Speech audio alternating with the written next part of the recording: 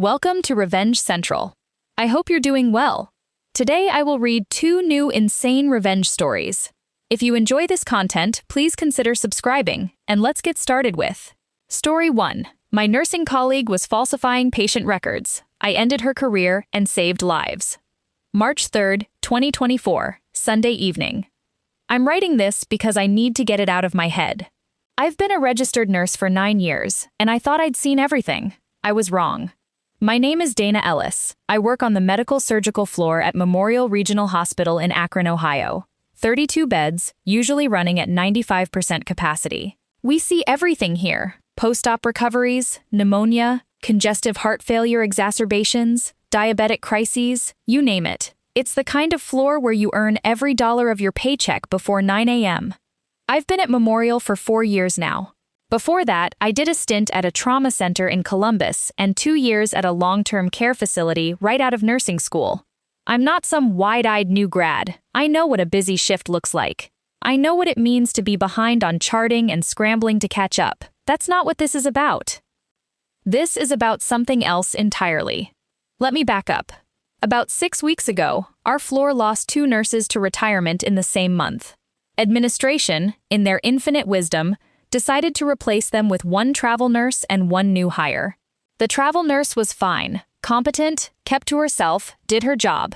The new hire was a woman named Crystal Voss. She'd transferred from a sister hospital in Canton, supposedly with 3 years of med-surg experience. From day 1, something was off about Crystal, not in an obvious way. She was friendly enough, bubbly even, always smiling, always willing to help with a pillow adjustment or a water refill. The patients loved her. The charge nurses thought she was great. She volunteered for the ugly tasks that nobody wanted: cleaning up incontinence accidents, changing soiled linens, sitting with confused patients during shift change. But I noticed something during her second week. We were assigned adjacent rooms, and I happened to walk past her patient's doorway while she was standing at the computer on wheels, the COW, tapping away at the charting screen. Her patient, Mr. Alderman in room 312, was asleep.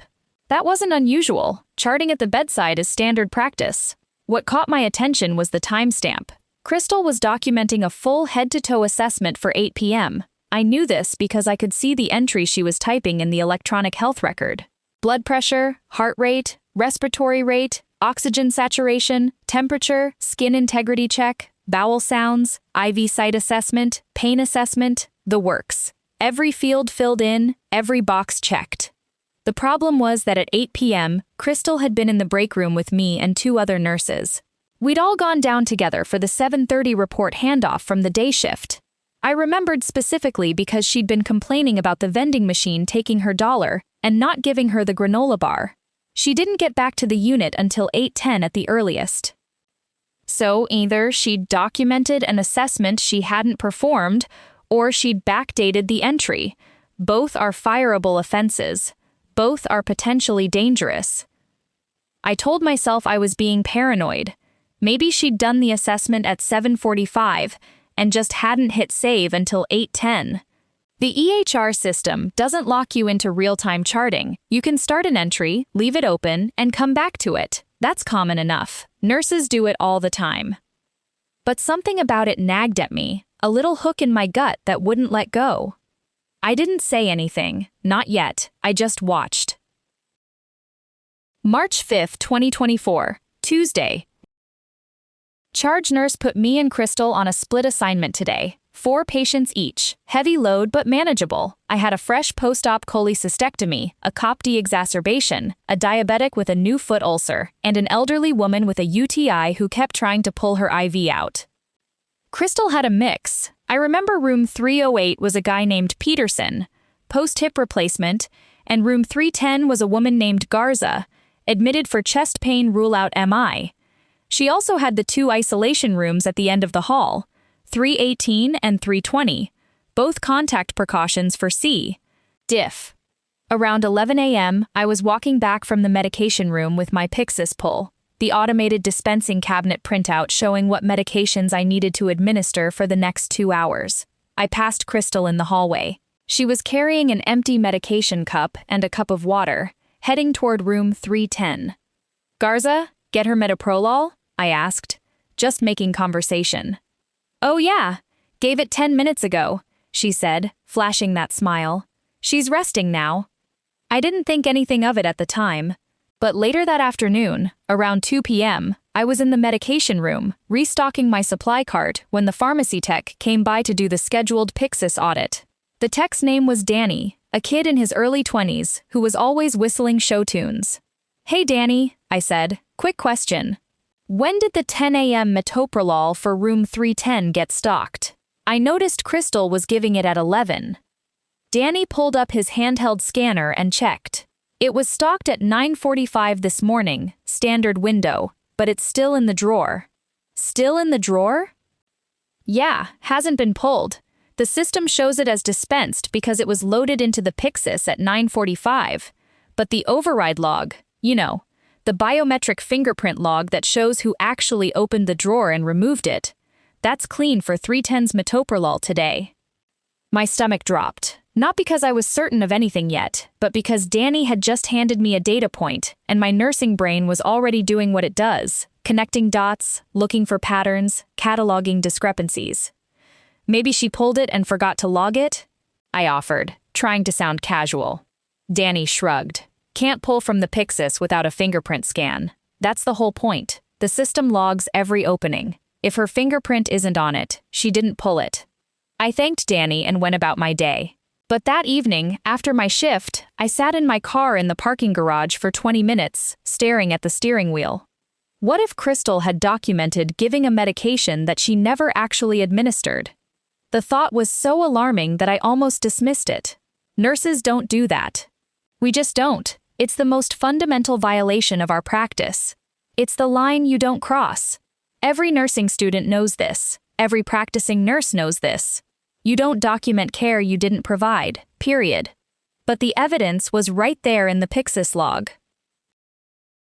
March 7, 2024. I couldn't sleep last night. I kept replaying the conversation with Danny in my head. I decided to do something that I'm not proud of, something that felt borderline invasive. I started paying very close attention to Crystal's charting. Not in a suspicious way, or at least, that's what I told myself. I was just being thorough, being a good teammate, making sure our patients were getting the care they needed. During my lunch break today, I sat at one of the workstation computers in the nurses' station and pulled up the MAR, the medication administration record, for room 310, Mrs. Garza. Crystal was her primary nurse. According to the MAR, Crystal had documented administering the following medications over the past 48 hours. Metoprolol 25 mg POBID, documented as given at 8 a.m. and 8 p.m. on both March 5th and March 6th. Heparin 5,000 units sub-Q bid, documented as given at 10 a.m. and 10 p.m. on both days. Nitroglycerin 0.4 mg SLPRN, documented as given once on March 5th at 3 p.m. for chest pain rated 410, with reassessment at 3:15 p.m., showing pain at 110. This is a report that shows exactly when medications were removed from the Pyxis, who removed them, and in what quantity. Here's what I found. The metoprolol was dispensed from the Pyxis 4 times over those 2 days, but only twice was Crystal's fingerprint associated with the removal.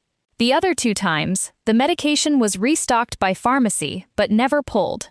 The heparin was dispensed 3 times, once by Crystal, once by the night nurse covering her patient, which made sense, as Crystal had been off on March 6th evening, and once, the 10 a.m. dose on March 6th, was never pulled at all. But Crystal had documented giving it. The nitroglycerin, documented as given at 3 p.m. on March 5th. The Pyxis log showed it was pulled by the day shift charge nurse at 2:30 p.m. for a different patient in room 304. It was never pulled for room 310. I sat there staring at the screen, feeling like the ground had shifted under me. This wasn't a one-time mistake. This wasn't a single forgotten medication or a backdated chart entry. This was a pattern. Crystal was documenting medications she hadn't given to a patient who'd been admitted for chest pain. Mrs. Garza was a 64-year-old woman with a history of hypertension and hyperlipidemia, admitted for chest pain with troponin pending. She needed her metoprolol. She needed her heparin. Those weren't optional medications. They were critical to preventing a cardiac event while the workup was underway. And Crystal was charting them as given without actually administering them. I closed the EHR and sat back in my chair. My hands were shaking, not from fear, exactly, from anger. From the cold, sick realization that a patient under our care was not receiving the medications that could keep her alive, and the person responsible was smiling and chatting and bringing people water cups like everything was fine. I didn't confront Crystal. I didn't go to the charge nurse. I know that sounds wrong. I know the ethical thing would have been to report immediately, but I need to be honest about what was going through my head. First, I was afraid of being wrong. What if I was misreading the logs? What if there was a system glitch, a pharmacy restocking error, some benign explanation? I'd look like a paranoid fool. I'd be the troublemaker, the new kid hater, the nurse who couldn't get along with her colleagues. Second, I was afraid of being right. Because if I was right, this was going to blow up. It was going to be ugly. It was going to involve investigations and lawyers and the state nursing board, and my name would be attached to all of it. At a hospital where I'd worked for 4 years, where I had a good reputation and a stable schedule, and a manageable commute. Third, and this is the one that bothers me the most, there's a culture in nursing that discourages reporting. Not explicitly, not in writing, but in 1,000 small ways. Don't make waves. Don't be a whistleblower. Don't be the nurse who gets someone fired. I've seen what happens to people who rock the boat in hospital settings. They get sidelined. They get the worst assignments. They get frozen out of the social circle until they transfer or quit. I told myself I needed more evidence. I told myself I needed to be certain before I said anything. And I told myself that in the meantime, I'd make sure Mrs. Garza got her medications. That evening, after handoff, I pulled the night shift nurse aside. Her name was Keisha, a solid nurse with 12 years of experience. And I told her I was concerned about Mrs. Garza's medication compliance. I didn't mention Crystal by name. I just said I'd noticed some irregularities in the MAR and asked Keisha to double-check every medication before administering it. Keisha looked at me a little strangely but agreed. She was professional like that. I went home and barely slept. When I did drift off, I dreamed about medication cups filled with nothing. March 10th, 2024, Sunday. Mrs. Garza was discharged on Friday. Her troponins came back negative. She'd had a negative stress test, and the cardiologist sent her home with a follow-up appointment and a prescription for metoprolol. She'd made it through without any acute events, and I told myself that was a good thing. But it wasn't because of Crystal's care. It was in spite of it. I spent most of today at my kitchen table with my laptop open, going over everything I knew. I made a timeline. I made a list of patients Crystal had been assigned over the past 4 weeks. I tried to remember which ones I'd had direct observations about. Here's the thing about nursing. You develop a sixth sense for when something isn't right. It's not supernatural. It's pattern recognition built on thousands of clinical hours. You know what a patient who's received their pain medication looks like versus one who hasn't. You know what a properly assessed wound looks like versus one that hasn't been checked in 12 hours. You know the rhythm of a unit where everyone is doing their job versus one where corners are being cut. And over the past 2 weeks, I'd been picking up on things that I'd initially written off as minor annoyances.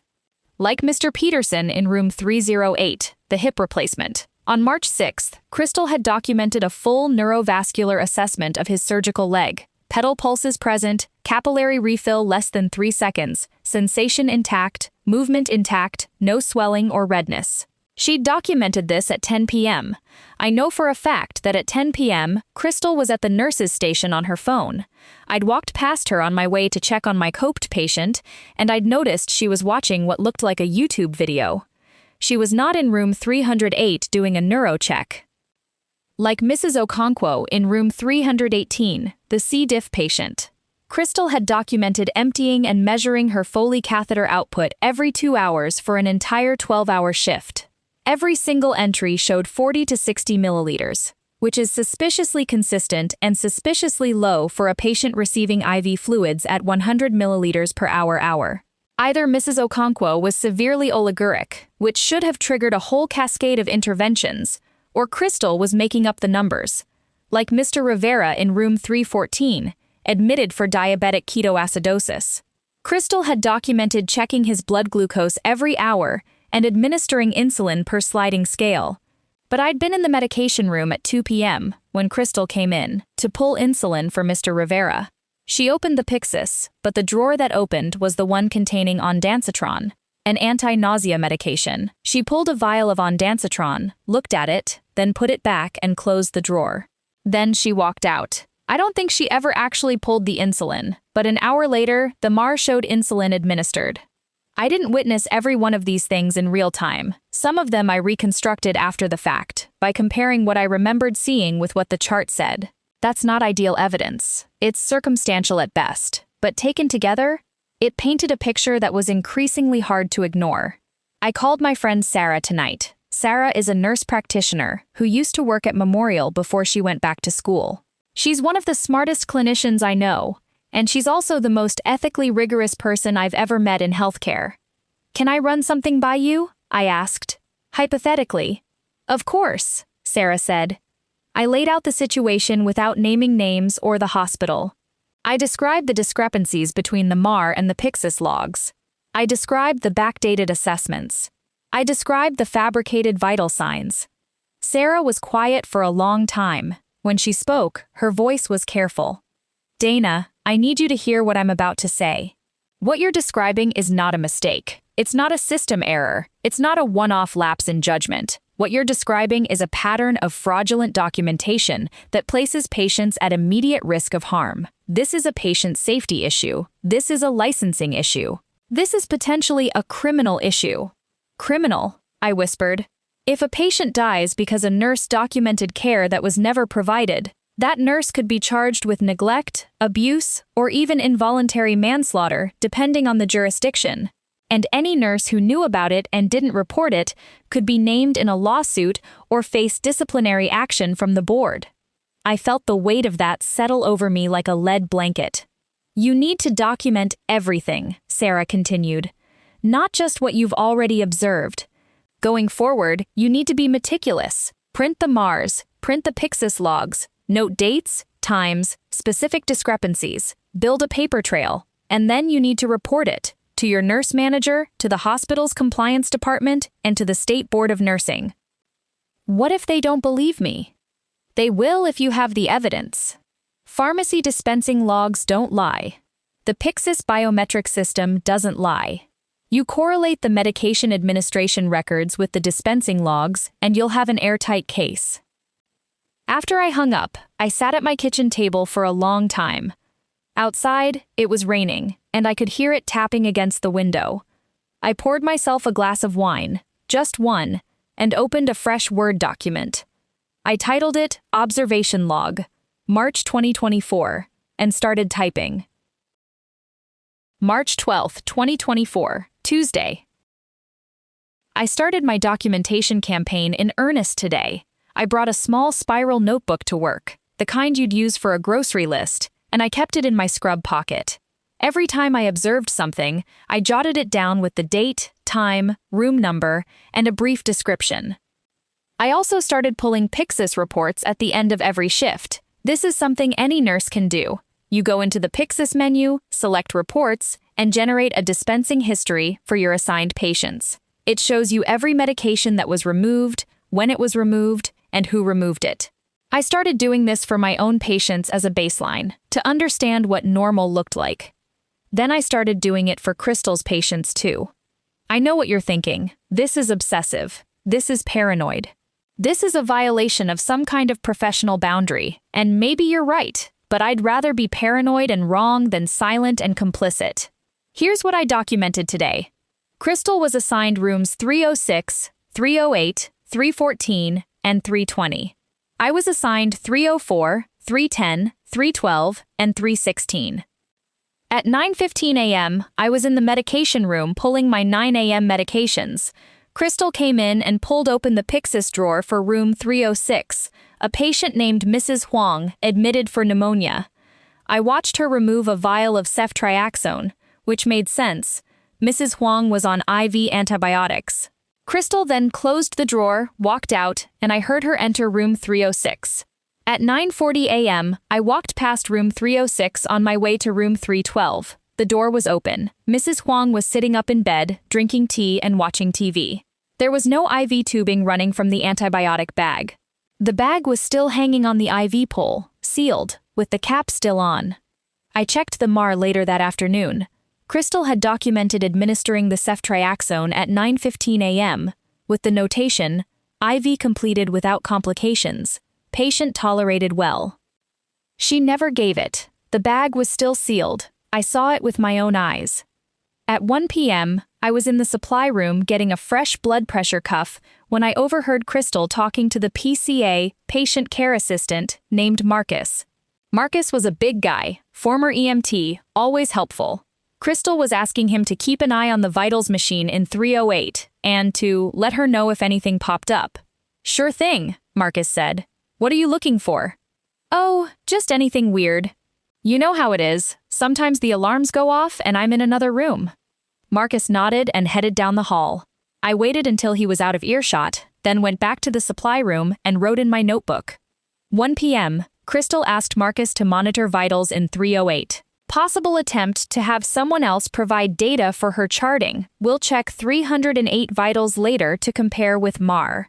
At 3 p.m., I checked the EHR for room 308. Crystal had documented vital signs at 12 p.m., BP 118/76, HR 82, RR 18, O2 sat 97% on room air, temp 98.4 degrees Fahrenheit. I'd been in room 308 at 12:15 p.m. to return a call light, and I'd noticed the blood pressure cuff sitting on the bedside table, not on the patient's arm. The continuous pulse oximetry probe was on the patient's finger, but the monitor was showing a flat line. It had been turned off. Mr. Peterson's wife was at the bedside.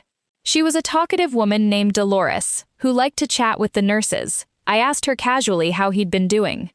"He's been good," Dolores said. The young nurse, the one with the dark hair, she came in around noon and said she was going to check his blood pressure, but then her phone rang and she stepped out. She never came back. I figured she got busy. Crystal had documented vitals she never took, using data she may have gotten from Marcus, or, more likely, just made up entirely.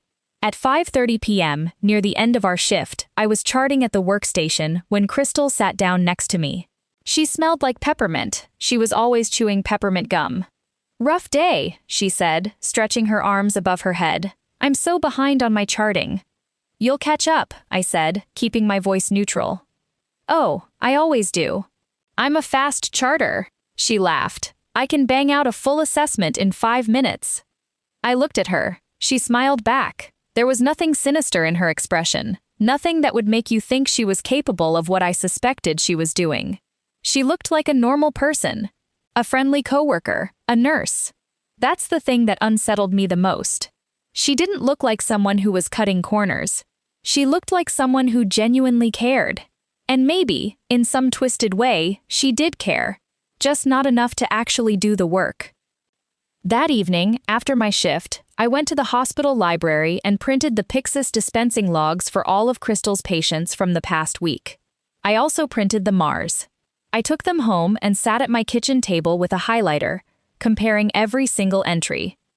I found 14 discrepancies in 1 week. 14 instances where a medication was documented as administered but was never pulled from the Pyxis. 14 instances where a patient was recorded as receiving treatment that, according to the dispensing system, was never actually given.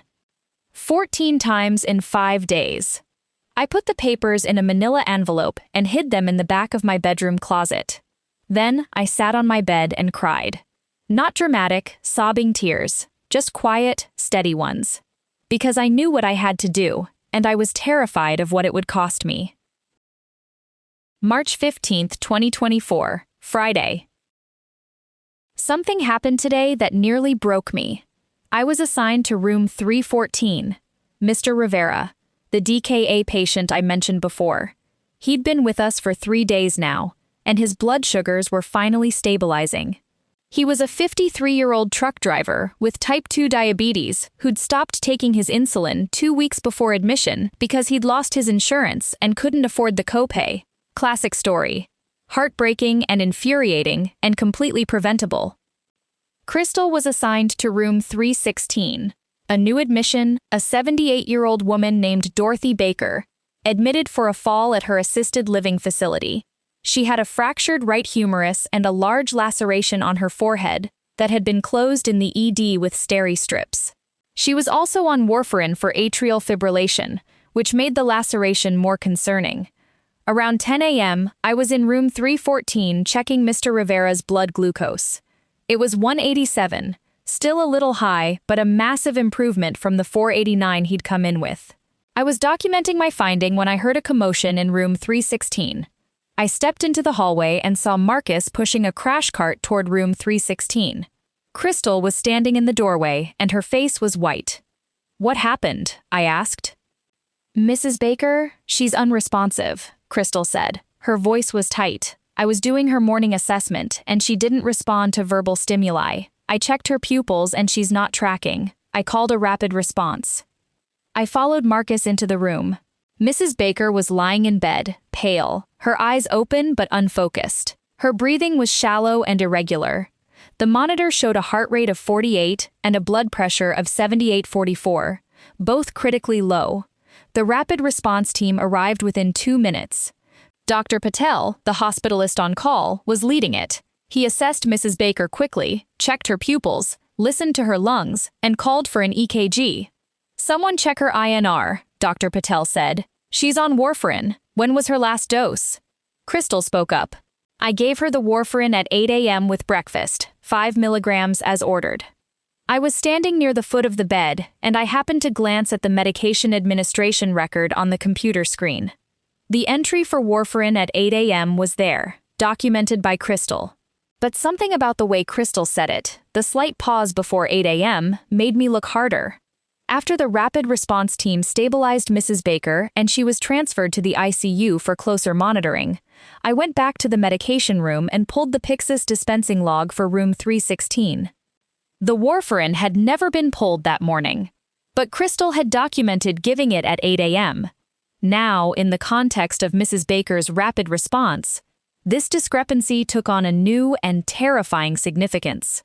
Dr. Patel had specifically asked about the warfarin dose because he was trying to determine if her altered mental status and hemodynamic instability were related to over-anticoagulation or something else.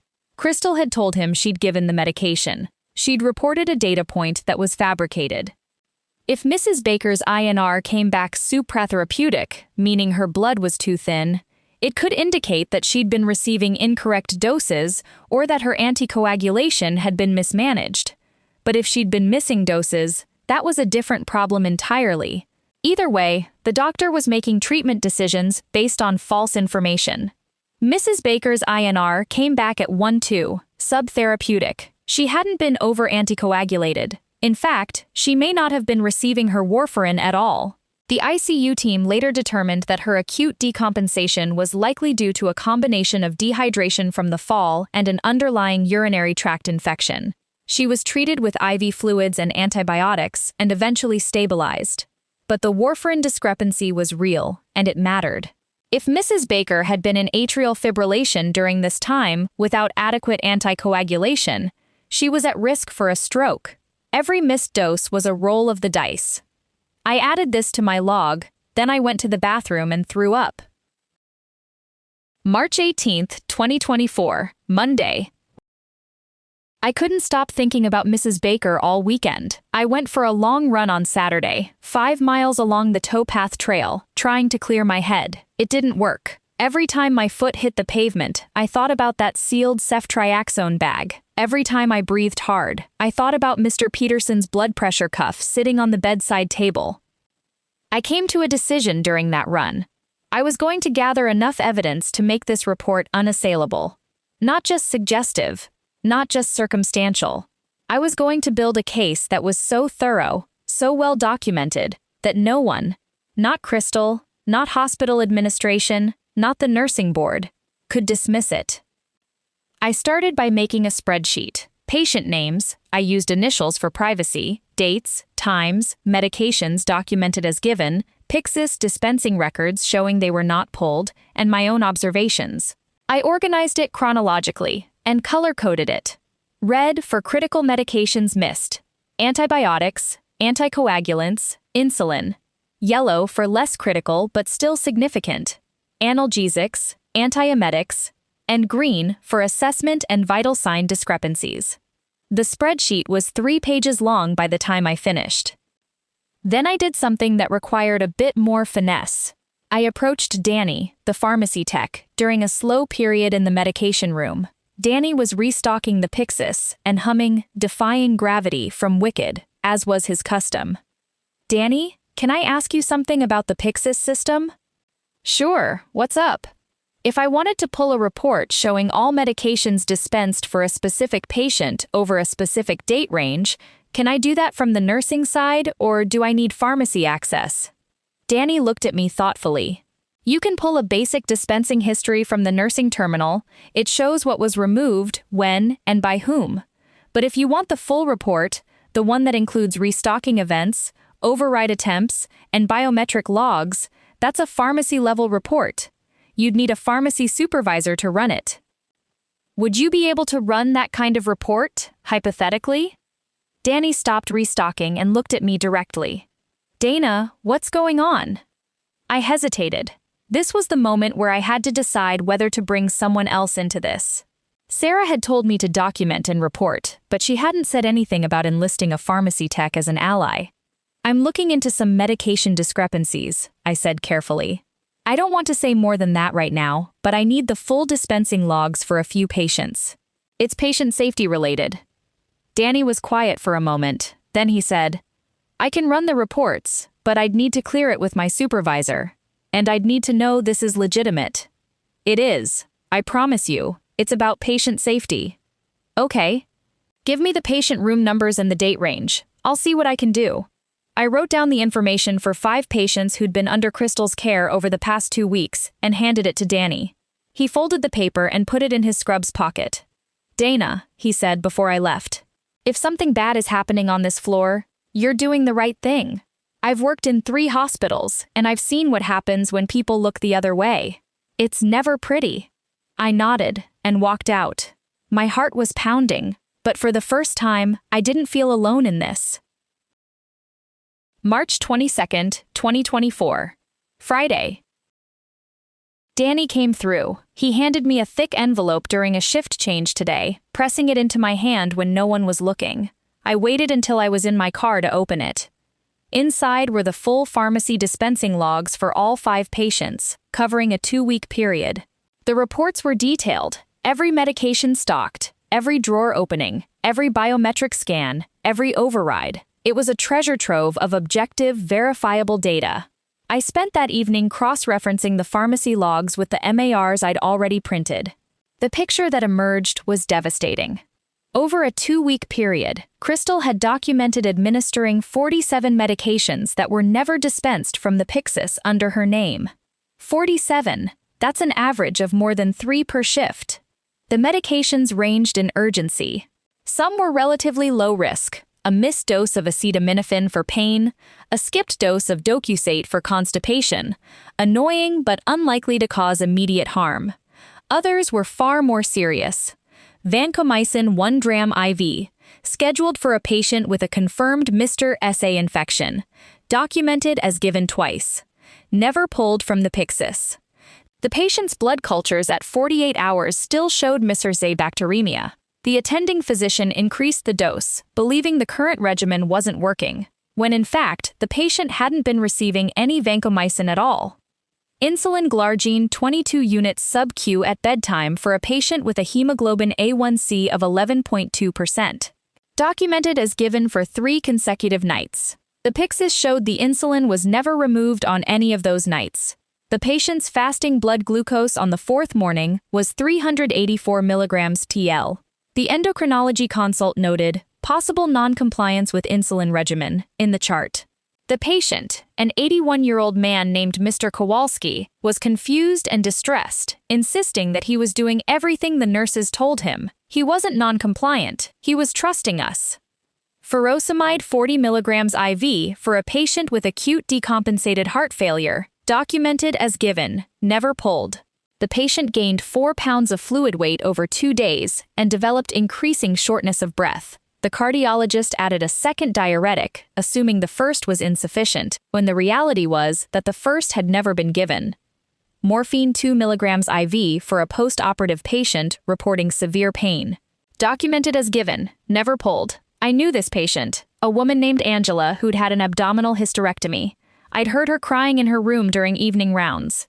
When I asked Crystal about it, she said Angela was anxious, not in pain, and that she'd given PRN morphine. Angela was not anxious. Angela was in pain. Angela was lying in bed, sobbing, with a blood pressure of 168/98, because her pain was uncontrolled. I sat at my kitchen table reading these logs until 2 a.m., and when I finally went to bed, I didn't sleep. I lay there in the dark, staring at the ceiling, thinking about Mr. Kowalski being told he was non-compliant when he was doing nothing wrong. Thinking about Angela crying alone in her room. Thinking about Mrs. Baker's unresponsive eyes. Crystal was not just falsifying records. She was actively harming patients. She was allowing infections to go untreated. She was allowing blood sugars to rage unchecked. She was allowing patients to suffer in pain, and she was doing it with a smile and a peppermint gum and a reputation as a great team player. The next morning, I called Sarah.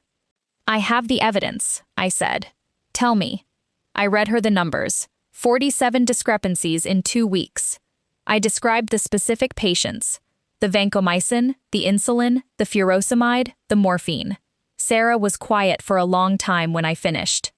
"Dana, this is worse than I thought. The insulin alone, that's a medication error that could have killed someone. A blood sugar of 384 in an elderly diabetic patient can lead to hyperosmolar hyperglycemic state, which has a mortality rate of 10 to 20%. I know. You need to report this now, not next week, not after you gather more evidence, now. I'm going to talk to my nurse manager on Monday." "Good. And Dana, don't go alone. Bring someone with you. A union rep, if you have one. A colleague who can corroborate at least some of what you've found. The more people who know, the harder it will be for the hospital to bury this." I asked Keisha that afternoon if she'd be willing to accompany me to the meeting with our nurse manager. I told her I'd discovered medication discrepancies involving a colleague and that I needed a witness. Keisha didn't even hesitate. "I've noticed things too," she said quietly. "I thought I was imagining it." "You're not." "Then yes, I'll be there." March 25, 2024, Monday. Today was the day. I brought my manila envelope, now bulging with printed MARs, Pyxis logs, pharmacy dispensing reports, and my own handwritten observation notes, to work with me. I also brought a separate copy of everything and left it in my car, just in case. Our nurse manager is a woman named Patricia Holloway. She's been in nursing management for 15 years, and she has a reputation for being fair, but no nonsense. She's the kind of manager who actually reads the incident reports instead of just filing them. I'd always respected her, even when I disagreed with her decisions. I asked for a private meeting at the beginning of my shift, before things got busy.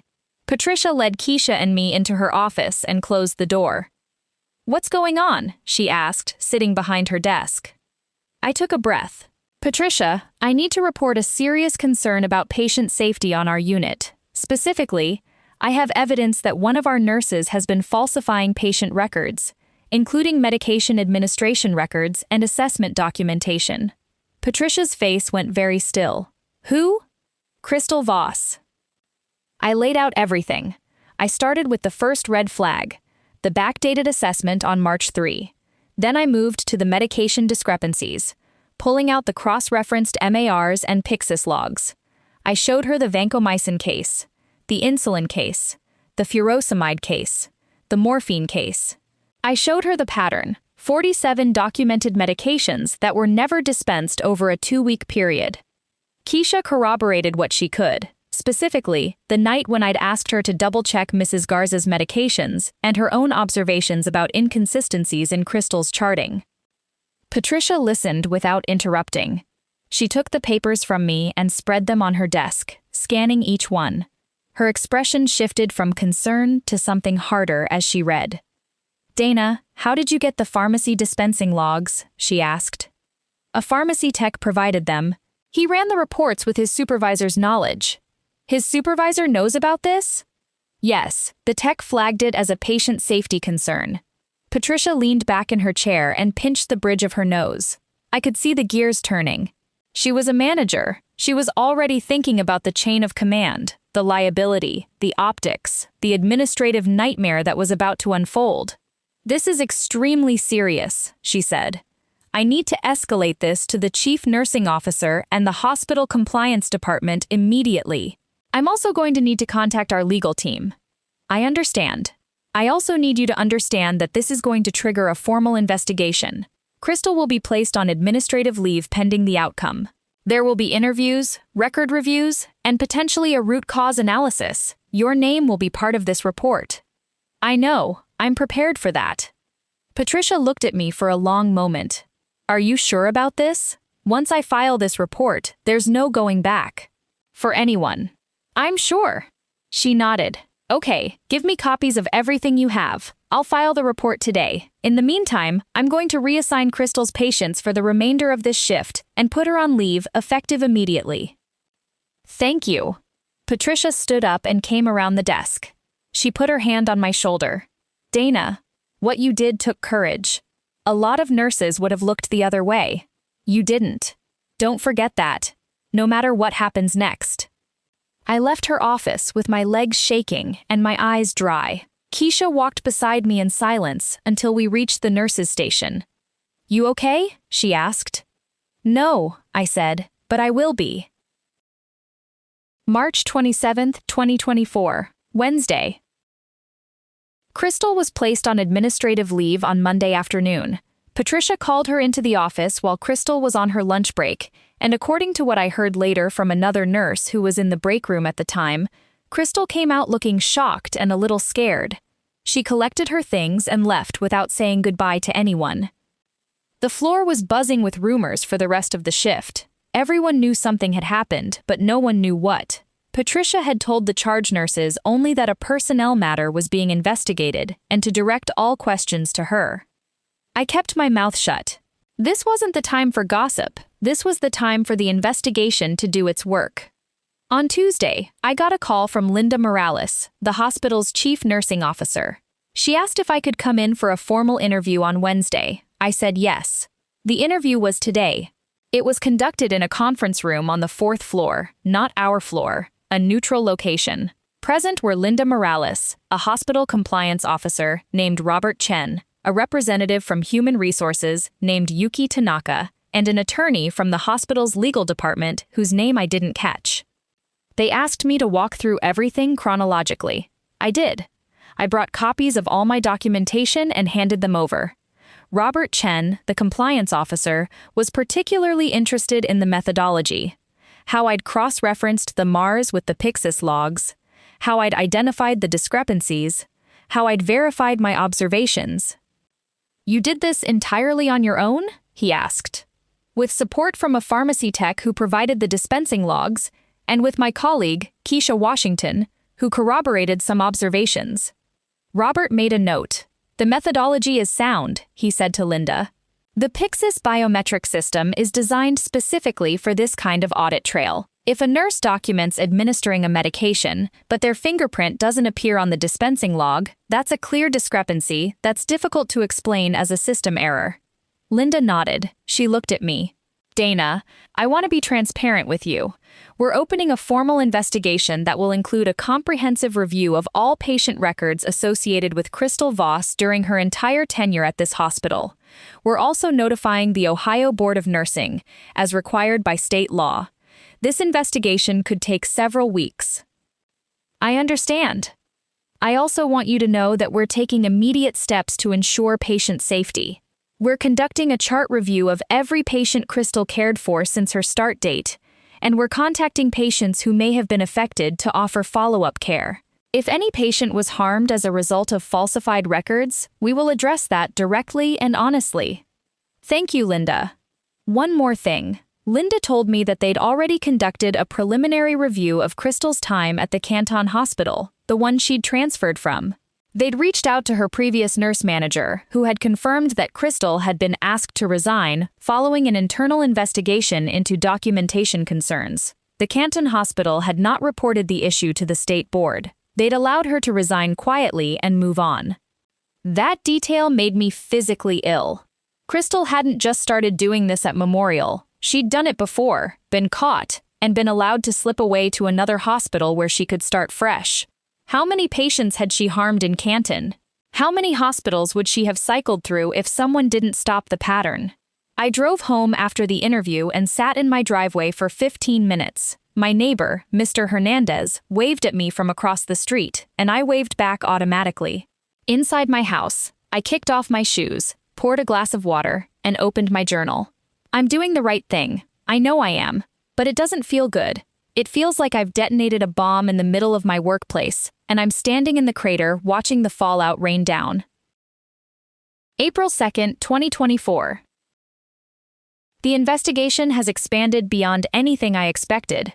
Linda Morales called me yesterday to update me on the findings so far. The chart review team, a group of 3 experienced nurses from the hospital's quality improvement department, had completed their review of all patient records associated with Crystal during her 11 weeks at Memorial. The numbers were staggering.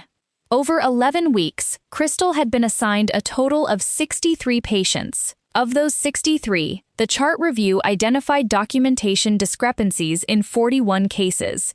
That's 65% of her patient load. The discrepancies fell into several categories. Medication administration. 106 medications documented as administered that were never dispensed from the Pyxis under Crystal's biometric scan. These included 23 doses of antibiotics, including the vancomycin case, 14 doses of insulin or other anti-diabetic medications, 11 doses of anticoagulants or antiplatelets, 9 doses of scheduled opioid analgesics, and 49 doses of other medications ranging from cardiac drugs to respiratory treatments to gastrointestinal medications. Vital signs. 132 sets of vital signs documented that showed patterns inconsistent with actual patient monitoring. The quality improvement nurses identified this by comparing Crystal's documented vitals with continuous monitor data, where available, and with vitals taken by other nurses during shift changes. In many cases, Crystal's documented vitals were suspiciously normal. BP 120/80, HR 72, RR 16, O2 98%, regardless of the patient's actual clinical condition. Assessments. 73 nursing assessments documented as complete that, based on cross-referencing with other data points, were almost certainly not performed. These included neurovascular checks, skin integrity assessments, fall risk assessments, and pain assessments. Care plan implementation, multiple instances where Crystal documented implementing physician-ordered interventions, such as repositioning a patient every 2 hours to prevent pressure ulcers, applying sequential compression devices, or performing incentive spirometry coaching, that were not carried out. Linda told me that the investigation team had identified at least 4 patients who had experienced identifiable harm as a result of Crystal's falsified documentation. I'll describe each one because they deserve to be named, or at least, their stories deserve to be told. Patient 1. The vancomycin patient. His name was Thomas Beckett, a 67-year-old man with Misser-Se bacteremia following a joint replacement surgery. Crystal documented giving vancomycin for 2 consecutive days. The Pyxis logs showed it was never dispensed. During those 2 days, Mr. Beckett's infection progressed. His white blood cell count continued to rise. His temperature spiked to 103.1 degrees Fahrenheit on the 2nd day. The infectious disease team, believing he was receiving treatment, initially attributed the fever to a normal inflammatory response. By the time the discrepancy was discovered, Mr. Beckett's infection had spread to his prosthetic joint, requiring explant surgery, removal of the artificial joint, and a 6-week course of IV antibiotics through a PICC line. His recovery timeline went from an expected 4 weeks to an estimated 6 months. Patient 2. The insulin patient. Mr. Kowalski, the 81-year-old with the A1C of 11.2%. As I mentioned, Crystal documented giving his insulin glargine for 3 consecutive nights. It was never dispensed. His fasting blood glucose on the 4th morning was 384. The endocrinology team labeled him non-compliant in their consult note. Mr. Kowalski was so upset by this characterization that he refused to speak to the endocrinologist for 2 days, believing he was being blamed for something that wasn't his fault. His hospital stay was extended by 5 days while his blood sugars were brought under control. Patient 3, Angela, the post-hysterectomy patient who was denied pain medication. Crystal documented giving her morphine. She never pulled it from the Pyxis. Angela endured severe, uncontrolled post-operative pain for an entire shift. Her blood pressure remained elevated, her heart rate stayed in the 100s, and she was unable to participate in her recovery. She couldn't get out of bed, couldn't do her breathing exercises, couldn't walk the hallway. Her risk of post-operative complications, including deep vein thrombosis and pneumonia, increased significantly during that period. When I think about Angela crying in her room, alone, in pain that someone said she wasn't having, I feel a rage that I can barely contain. Patient 4.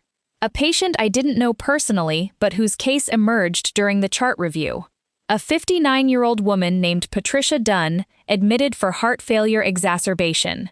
Crystal documented administering her scheduled furosemide, a critical diuretic, on 2 separate occasions. It was never dispensed. Mrs. Dunn gained 6 pounds of fluid weight over 3 days and developed acute pulmonary edema, fluid in her lungs that made it impossible for her to breathe. She required emergent intubation and mechanical ventilation. She spent 4 days in the ICU. The intensivist who managed her care wrote in his note that her deterioration was unexplained by the documented medication regimen, which, of course, it was, because the documented medication regimen was fiction. 4 patients. At least 4 patients who were measurably, documentably harmed. And those are just the ones where the harm could be directly attributed. The chart review team noted that there were likely additional cases of subtler harm, delayed recoveries, extended hospital stays, increased pain and suffering, that were harder to quantify but no less real. I asked Linda if the hospital was going to notify the patients. Yes, she said, we've engaged a patient relations team and our legal department to handle the notifications. Each affected patient will receive a personal call from the chief medical officer, a written explanation of what happened, and an offer of follow-up care at no cost. For patients who experienced significant harm, we're also offering to cover any additional medical expenses related to the falsified documentation. What about Crystal? She remains on administrative leave. The Ohio Board of Nursing has been notified, and they've opened their own investigation. We're cooperating fully. She has not been on hospital property since March 25. I thanked Linda and hung up. Then I went for another run. 7 miles this time. I ran until my legs burned and my lungs ached, and when I got home, I sat on my porch and watched the sun set. 4 patients. 4 people whose lives were made worse, because one nurse decided that documentation was more important than care, that the appearance of doing the job was sufficient, that filling in boxes on a screen was the same as actually walking into a room, looking a patient in the eye, checking their IV, feeling their pulse, listening to their breathing, and giving a damn. I don't understand it. I don't think I ever will. April 8, 2024, Monday. I was called in for a second interview today, this time with representatives from the Ohio Board of Nursing, 2 investigators, a woman named Sandra Okonkwo, no relation to our patient, and a man named David Park, sat across from me in the same 4th-floor conference room. They were thorough.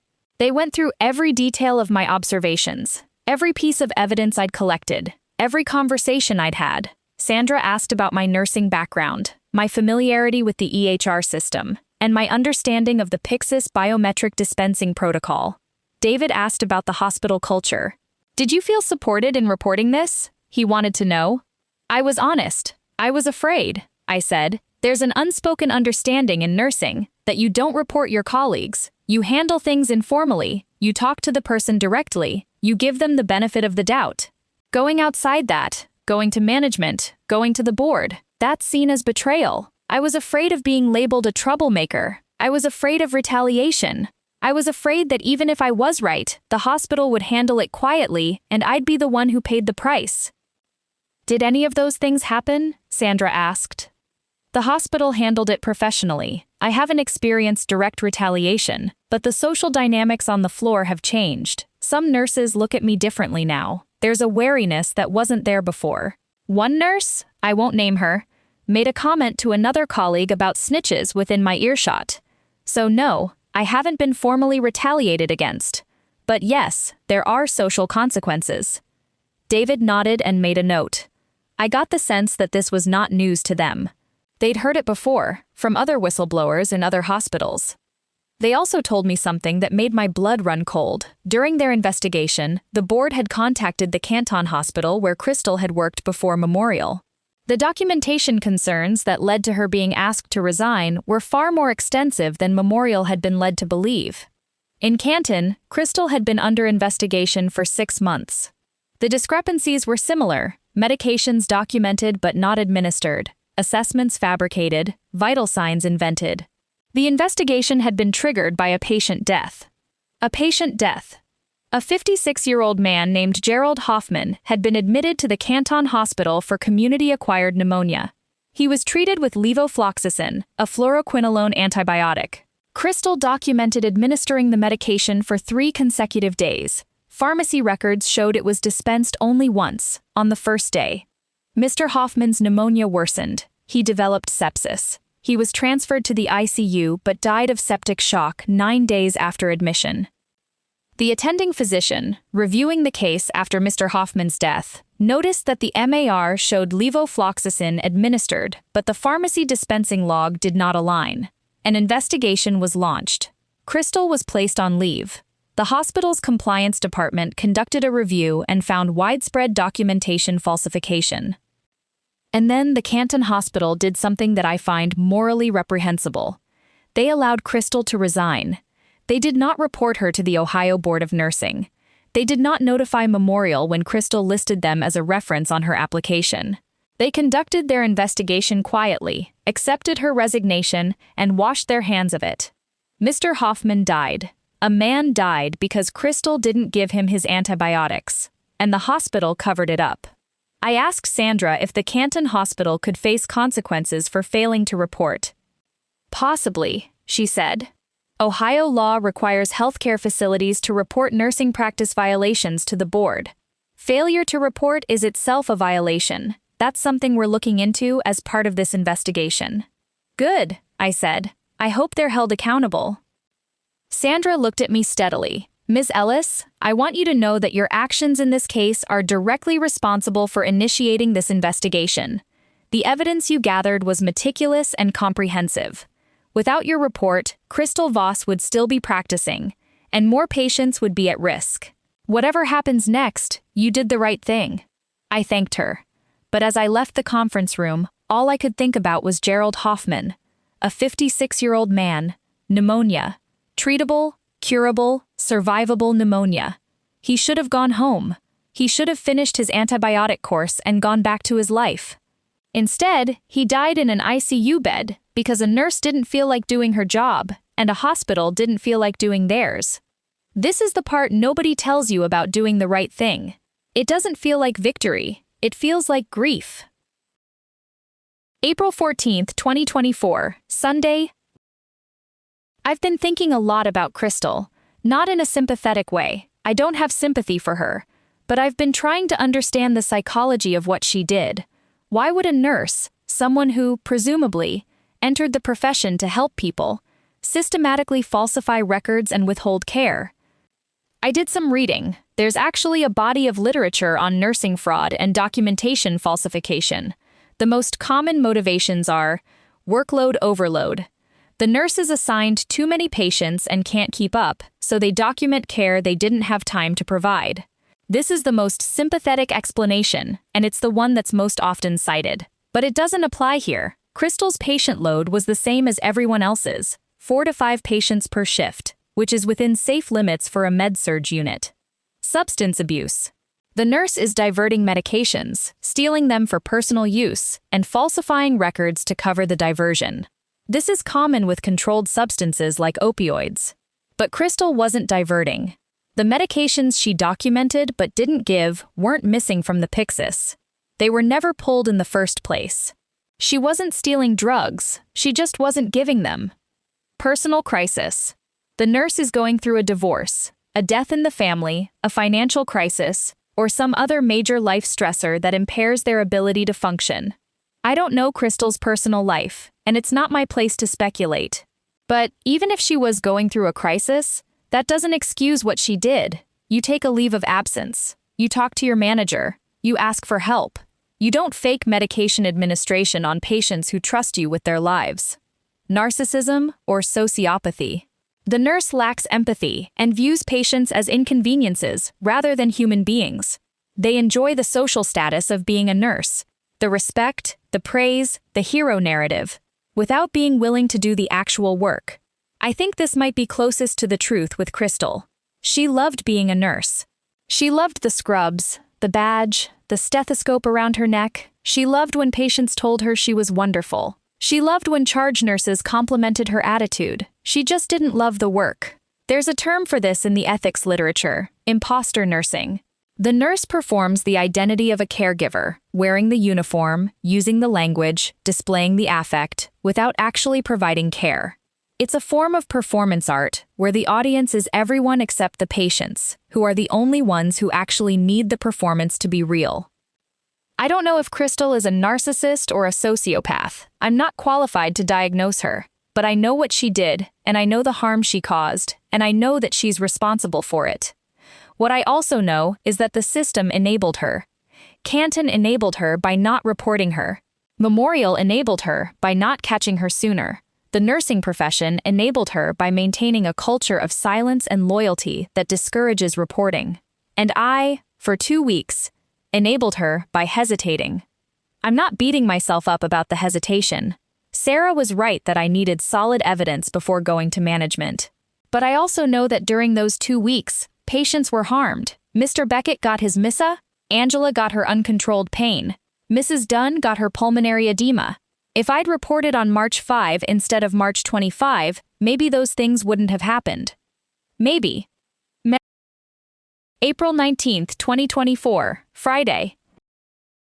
I was contacted today by a reporter from the Akron Beacon Journal. Her name was Christine Yu, and she was covering healthcare for the paper. She'd gotten a tip about the investigation, probably from someone in the hospital, and wanted to talk to me.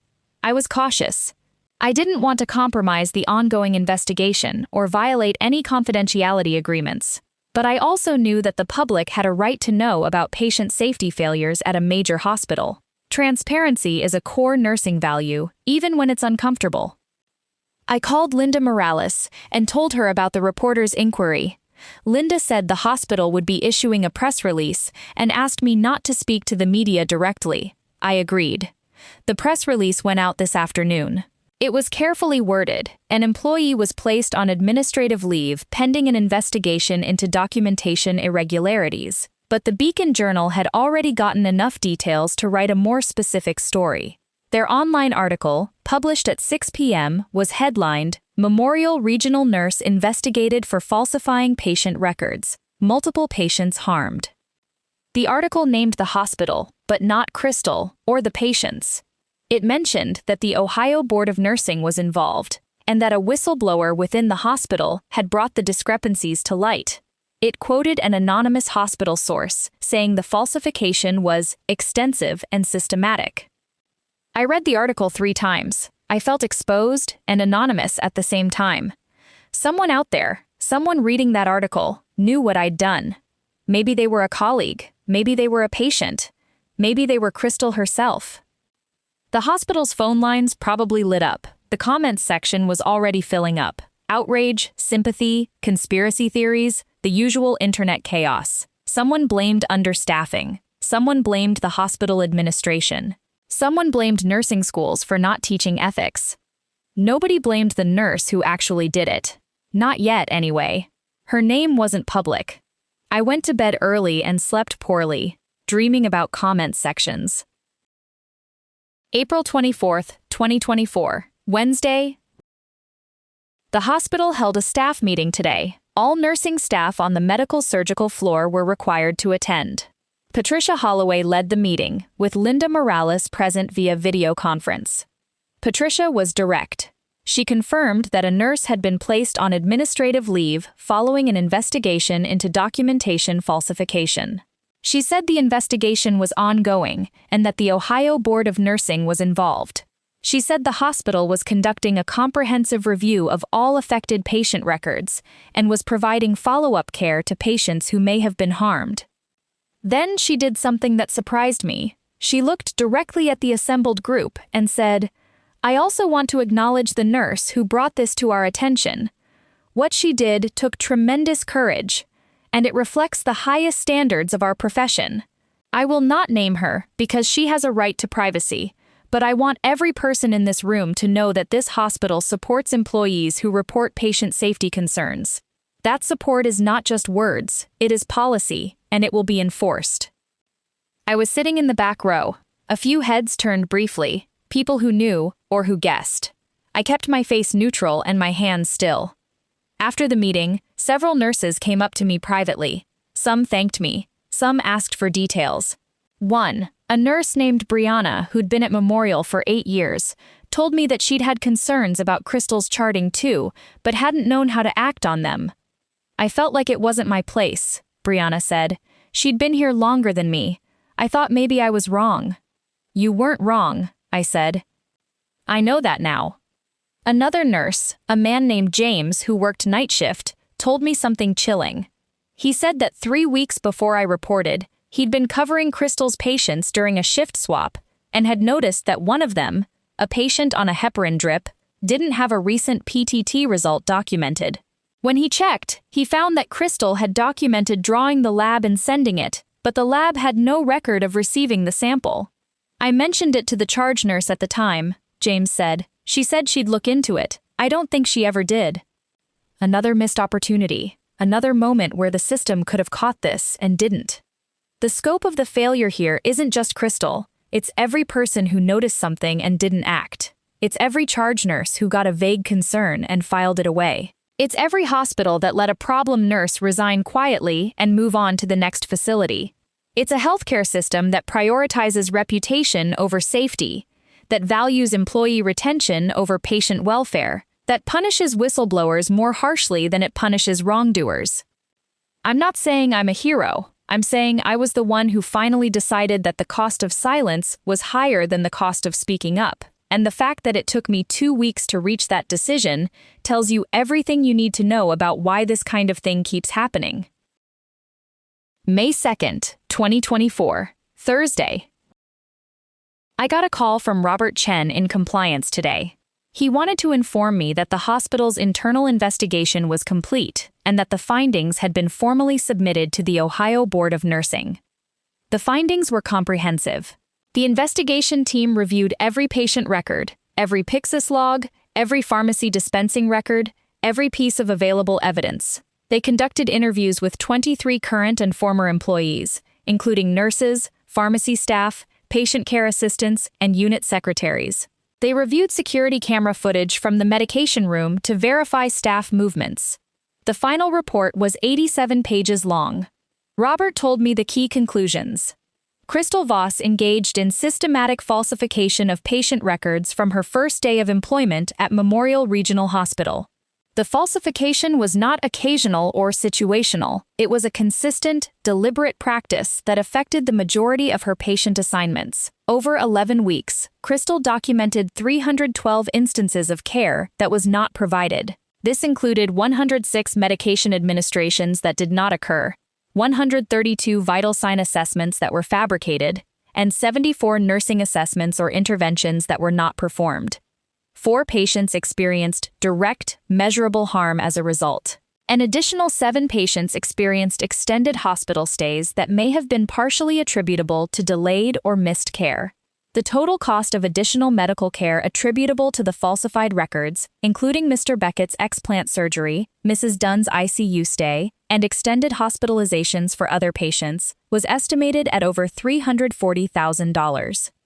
Crystal's previous employer, the Canton Hospital, had documented similar findings during an internal investigation, but failed to report to the board as required by Ohio Revised Code 4723-1028. The hospital's failure to report was itself a violation and had been referred to the Ohio Department of Health for review. Robert also told me that the hospital had terminated Crystal's employment effective immediately. Her last day on payroll was April 28th. She would not be eligible for rehire at any facility in the hospital system. Will she lose her license? I asked. That's up to the board, Robert said. But based on the severity of the findings, I would expect significant disciplinary action, up to and including permanent revocation. Good.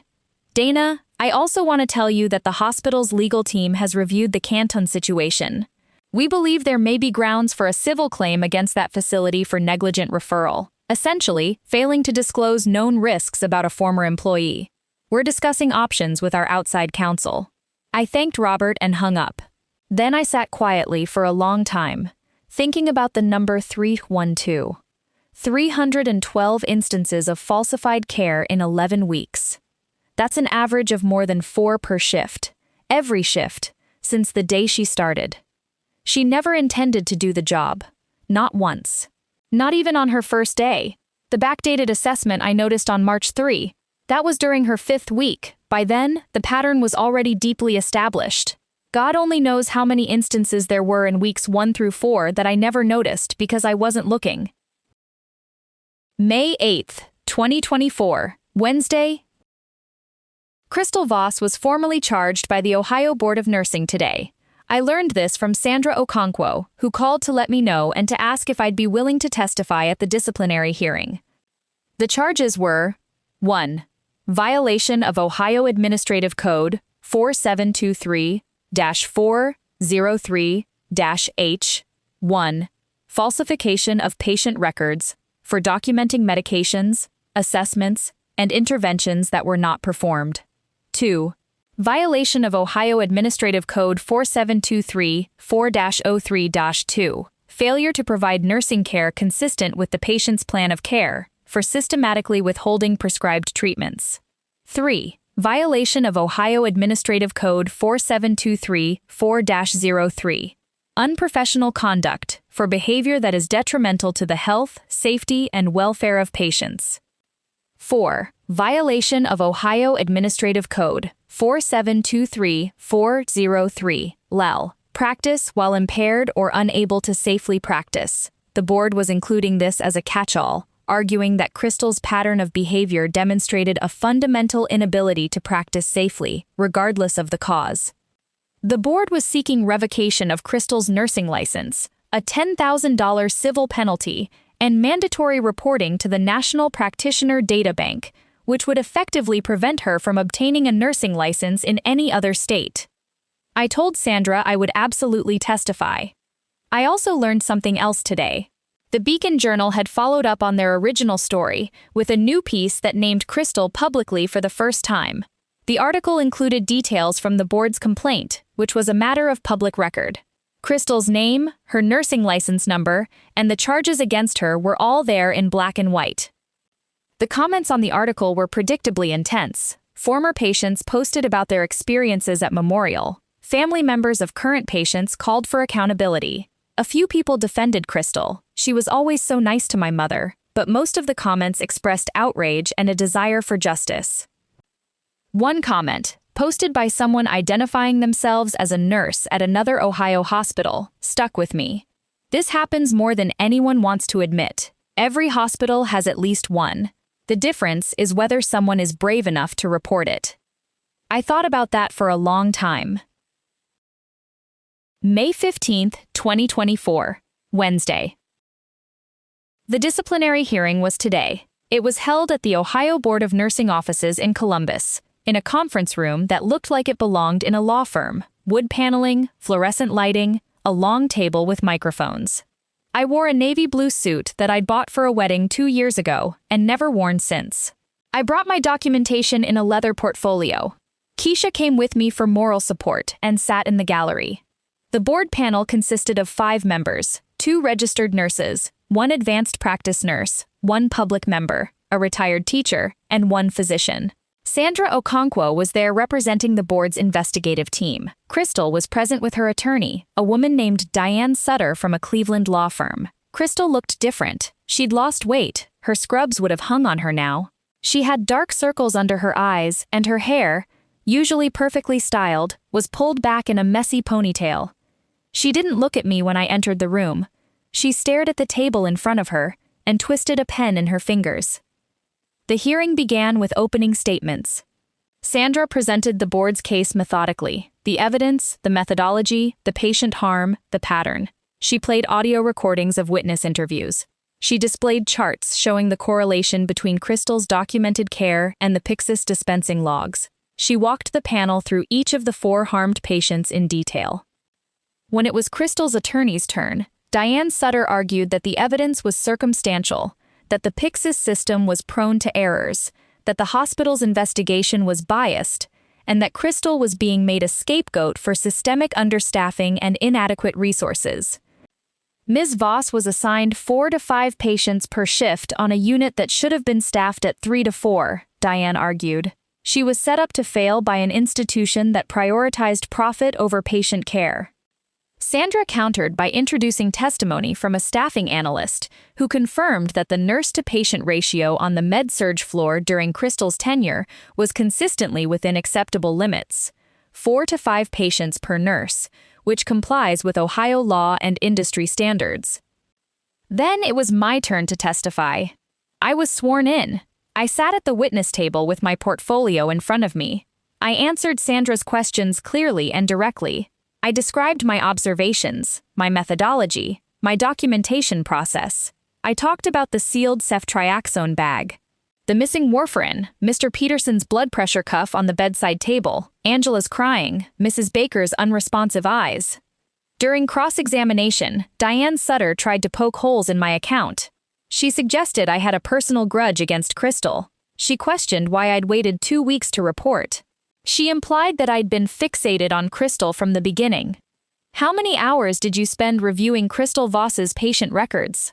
Diane asked. I don't know the exact number. Perhaps 15 to 20 hours over the course of 2 weeks. 15 to 20 hours of your personal time reviewing a colleague's records without her knowledge or consent? I was reviewing patient records for the purpose of ensuring patient safety. The patients on that floor are my responsibility. If I suspect that care is not being provided, I have a professional and ethical obligation to investigate. Were you aware that unauthorized access to patient records can be a HIPAA violation? I was reviewing records of patients on my unit, patients whose care I was involved in. That's not unauthorized access. That's appropriate clinical oversight. Diane moved on. She asked about my relationship with the pharmacy tech who'd provided the dispensing logs, implying that the logs had been obtained improperly. Sandra objected, and the panel sustained the objection, noting that the pharmacy tech had acted within his authority when he flagged a patient safety concern. My testimony lasted about 45 minutes. When I was dismissed, I walked back to the gallery and sat next to Keisha. My hands were trembling. Dana, Keisha whispered, you did great. I feel like I'm going to throw up. That's normal. You just testified in a nursing board hearing. That's not nothing. The hearing continued for another 2 hours with additional witnesses, the charge nurses, the pharmacy supervisor, the quality improvement nurses, the hospital's CMO. By the time it adjourned, the sun was setting outside the board's windows. Her attorney walked beside her, briefcase in hand, already talking on her phone. Crystal's face was blank, expressionless, as if someone had turned off a switch. The panel said they would issue a decision within 30 days. I drove home in the dark, listening to the radio and not really hearing it. May 30th, 2024. Thursday. The board issued its decision today. Sandra called me with the news. The Ohio Board of Nursing has permanently revoked Crystal Voss's registered nursing license, effective immediately. The decision was unanimous. All 5 panel members voted in favor of revocation. The board's written opinion, which Sandra read to me over the phone, was unequivocal. Respondent engaged in a systematic and deliberate pattern of falsifying patient records, including medication administration records, vital sign assessments, and nursing care documentation, over a period of approximately 11 weeks. This pattern affected the majority of patients assigned to respondent during her tenure at Memorial Regional Hospital and resulted in documented harm to at least 4 patients. Respondent's conduct represents a fundamental breach of the nursing standard of care and constitutes a clear and present danger to public health and safety. The board finds that revocation of respondent's nursing license is necessary to protect the public. Crystal was also ordered to pay a $10,000 civil penalty and was reported to the National Practitioner Databank. Her name was entered into the Nurse Aid Registry as ineligible for employment in any nursing capacity in the state of Ohio. She will never practice nursing again, in any state. Her career is over. Sandra also told me that the Canton Hospital had been cited by the Ohio Department of Health for failure to report nursing practice violations. They'd been fined $25,000 and placed on probationary monitoring for 2 years. The hospital's chief nursing officer at the time of Crystal's resignation had been referred to the board for individual review of her role in the failure to report. Mr. Hoffman's family had filed a wrongful death lawsuit against the Canton Hospital. The case was pending. I asked Sandra about the patients at Memorial, Mr. Beckett, Angela, Mrs. Dunn, Mr. Kowalski. The hospital has reached settlements with all affected patients, Sandra said. I can't disclose the terms, but I can tell you that each patient received compensation and an acknowledgement of harm. Good. Dana, the board has asked me to convey their gratitude for your role in this case. Your evidence was the foundation of the investigation. Without it, this nurse would still be practicing. You should be proud of what you've done. I said thank you. I meant it, but pride isn't exactly what I feel. What I feel is relief, a bone-deep, exhausting relief that it's over. That Crystal can't hurt anyone else. That the patients at Memorial are safe. That the system, for once, worked the way it was supposed to. I also feel grief. For Gerald Hoffman, who died in a Canton ICU bed because nobody spoke up. For Angela, who lay in pain that was documented as treated. For Mr. Kowalski, who was called non-compliant when he was doing everything right. For every patient who trusted a nurse who was performing a role instead of fulfilling it. And I feel anger. At Crystal, yes, but also at the Canton Hospital that let her go quietly. At the healthcare system that incentivizes silence. At every nurse who noticed something wrong and didn't say anything, including me for 2 terrible weeks. Pride will come later, I think. Right now, I'm just tired. June 12, 2024, Wednesday. Life has settled into something approaching normalcy at Memorial. The investigation is closed. The media coverage has faded. Crystal's name comes up less and less in conversation. But something has changed on our floor, and I think it's permanent. The nurses are more vigilant now. I've noticed it in small ways. People double-checking each other's charting, asking more questions during handoff, following up on medication administration more carefully. Patricia implemented a new peer verification protocol for high-risk medications, where a second nurse confirms that the medication was actually given before the primary nurse documents it. It shouldn't have taken a crisis to implement something so basic, but that's healthcare. We learn from disasters, not from near misses. I've also noticed something in myself. I'm a better nurse now, not because I wasn't good before. I was competent, thorough, caring. But there's a sharpness to my practice that wasn't there before. I pay closer attention. I trust the data more, and my assumptions less. I follow up on every inconsistency, no matter how small.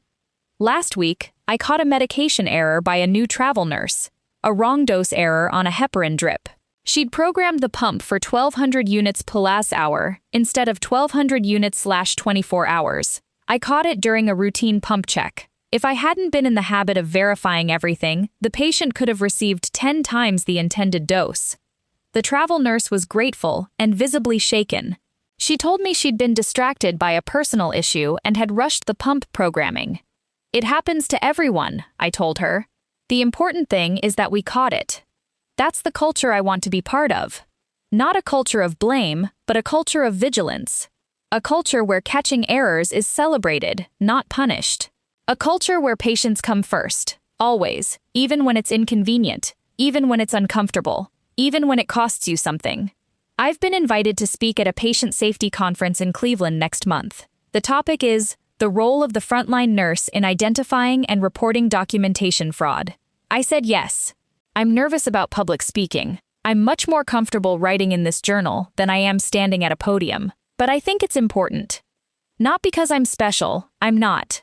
I'm a nurse who noticed something wrong and did something about it. That should be the baseline, not the exception.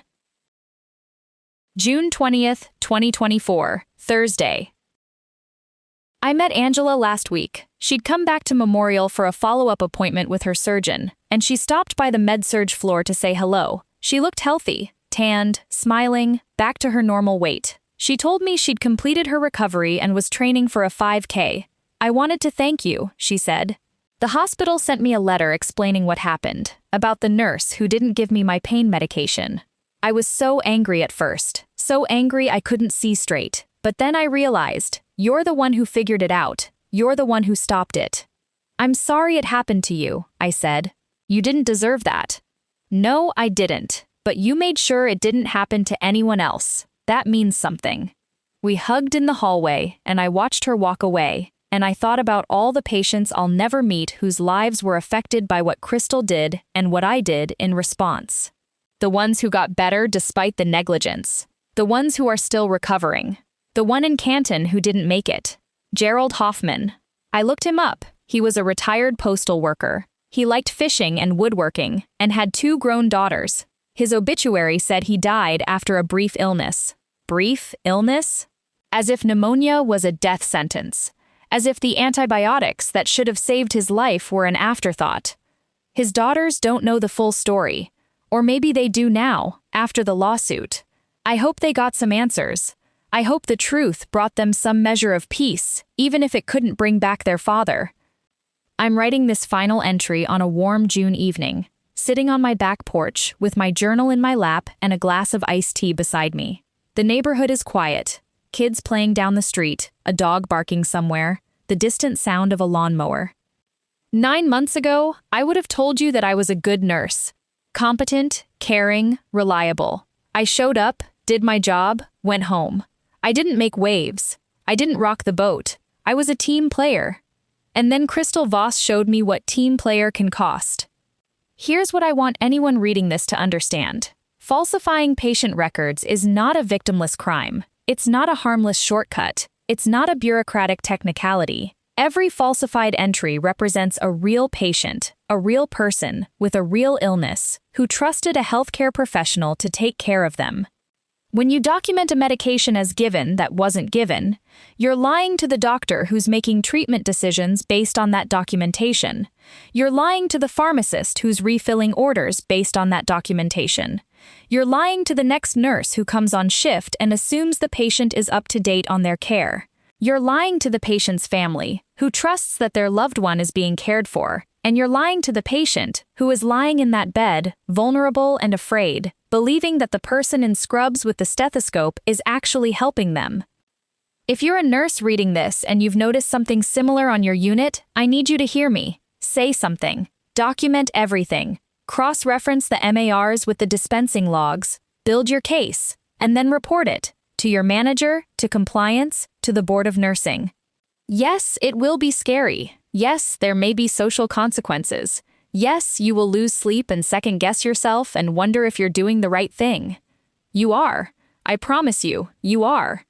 Because the cost of silence is measured in human lives. In missed antibiotics and uncontrolled pain and preventable ICU admissions. In patients who don't get better when they should. In families who lose people they love. The cost of silence is Gerald Hoffman. Don't pay it. This is my journal. These are my words. Everything described here is true to the best of my knowledge and recollection. I've changed patient names to protect privacy, but the clinical details are accurate. I've written this because the story needs to be told. Not for my sake, but for the sake of every patient who's ever been harmed by a nurse who chose the appearance of care over its reality. Dana Ellis, RN, BSN. Akron, Ohio. June 20th, 2024. Story 2. A bride refused to pay me $8K for her wedding photos. She posted them anyway. Big mistake. There is an old saying among photographers, passed down like scripture from one generation of shutterbugs to the next. The camera doesn't lie, but the client always does. I never fully appreciated the wisdom in those words until the summer of 2023, when a woman named Candace Monroe walked into my life and tried to steal not just my work but my livelihood. Let me tell you this story the way it deserves to be told. From the beginning. Every detail. Every betrayal. And every single consequence that followed.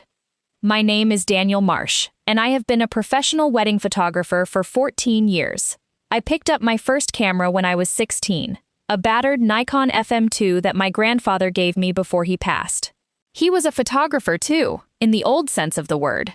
He shot film for 6 years, built a darkroom in his basement, and taught me that a photograph is not just an image, it is a promise.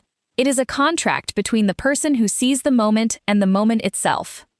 I carry that philosophy with me to every wedding I shoot. Every handshake with a couple is a sacred thing to me. They are trusting me with the most important day of their lives, and I take that trust more seriously than I have ever taken anything. I own a small studio called Marsh & Light, based in Charleston, South Carolina. I have a team of 3. Myself, my second shooter Maria, and my assistant and editor Kevin. Between the 3 of us, we shoot about 40 weddings a year. We are not the cheapest in the market, nor are we the most expensive. We sit comfortably in the middle to upper tier, charging anywhere from $8,000 to $15,000 per wedding, depending on the package. Our reputation is everything. 14 years of carefully cultivated reviews, word-of-mouth referrals, and portfolio work that I have poured my soul into. In the wedding industry, your name is your currency. And I have spent over a decade minting mine with honest labor. Now, every photographer who has been in this business long enough knows that there are certain types of clients. Most couples are wonderful. They are excited, they are nervous, and they are genuinely appreciative of the art you create for them. But there is a particular breed of client that every wedding vendor dreads. I call them the aesthetic thieves. They want the product, they want the prestige of having hired a professional. But when the bill comes due, they suddenly develop amnesia about the value of what they received. Candace Monroe was the queen of the aesthetic thieves, though I did not know it at the time. It was a brisk Tuesday in March when I first received the inquiry. My website has a contact form, and I received a message from a woman named Candace. She was getting married in June at the Magnolia Plantation and Gardens, one of the most stunning venues in the entire Lowcountry. The ceremony would be outdoors, beneath a canopy of ancient live oaks draped in Spanish moss. The reception would be in the plantation's historic conservatory. This was a dream venue, a photographer's paradise, the kind of location that makes you want to weep when you see how the late afternoon golden hour light filters through those oaks like honey poured from heaven. Candace's message was polite, if a bit curt. She gave me the date, the venue, and asked about my availability and pricing. I responded the same day with my standard information packet. She wrote back within the hour and asked to schedule a consultation. I should have noticed the first red flag right then.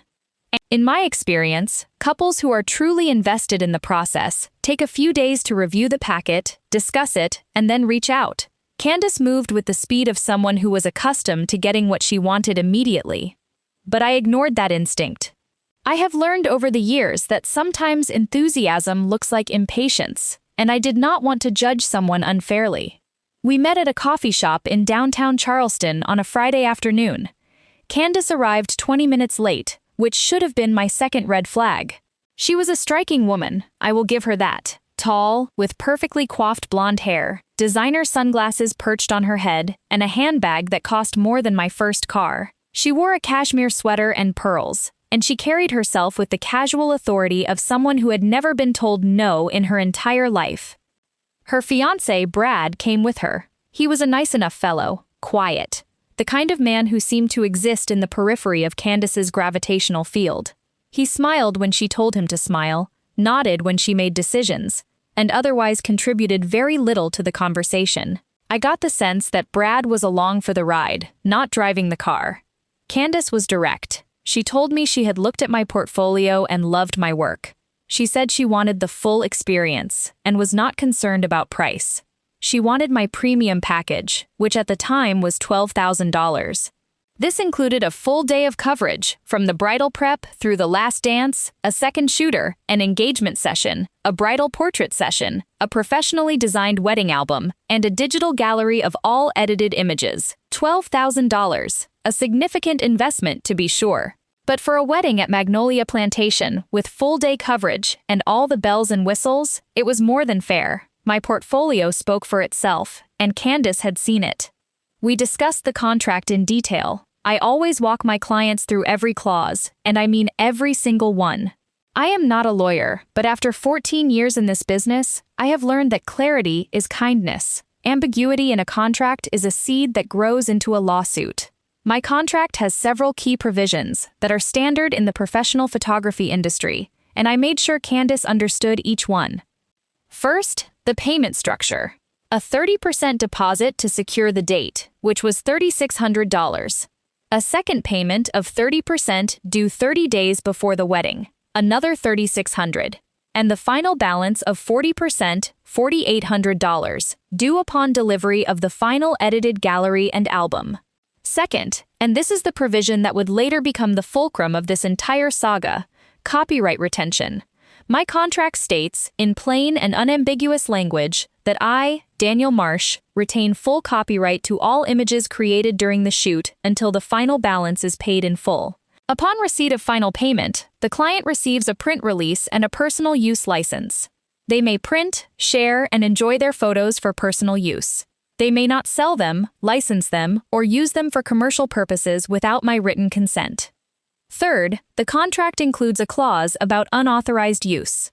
It states that if the client uses, shares, or distributes any images before the final balance is paid, it constitutes copyright infringement and a breach of contract, and the photographer reserves the right to pursue all available legal remedies. Fourth, there is an intellectual property registration clause. I explain to every client that I register my copyright with the United States Copyright Office before delivering any images. This is a critical distinction.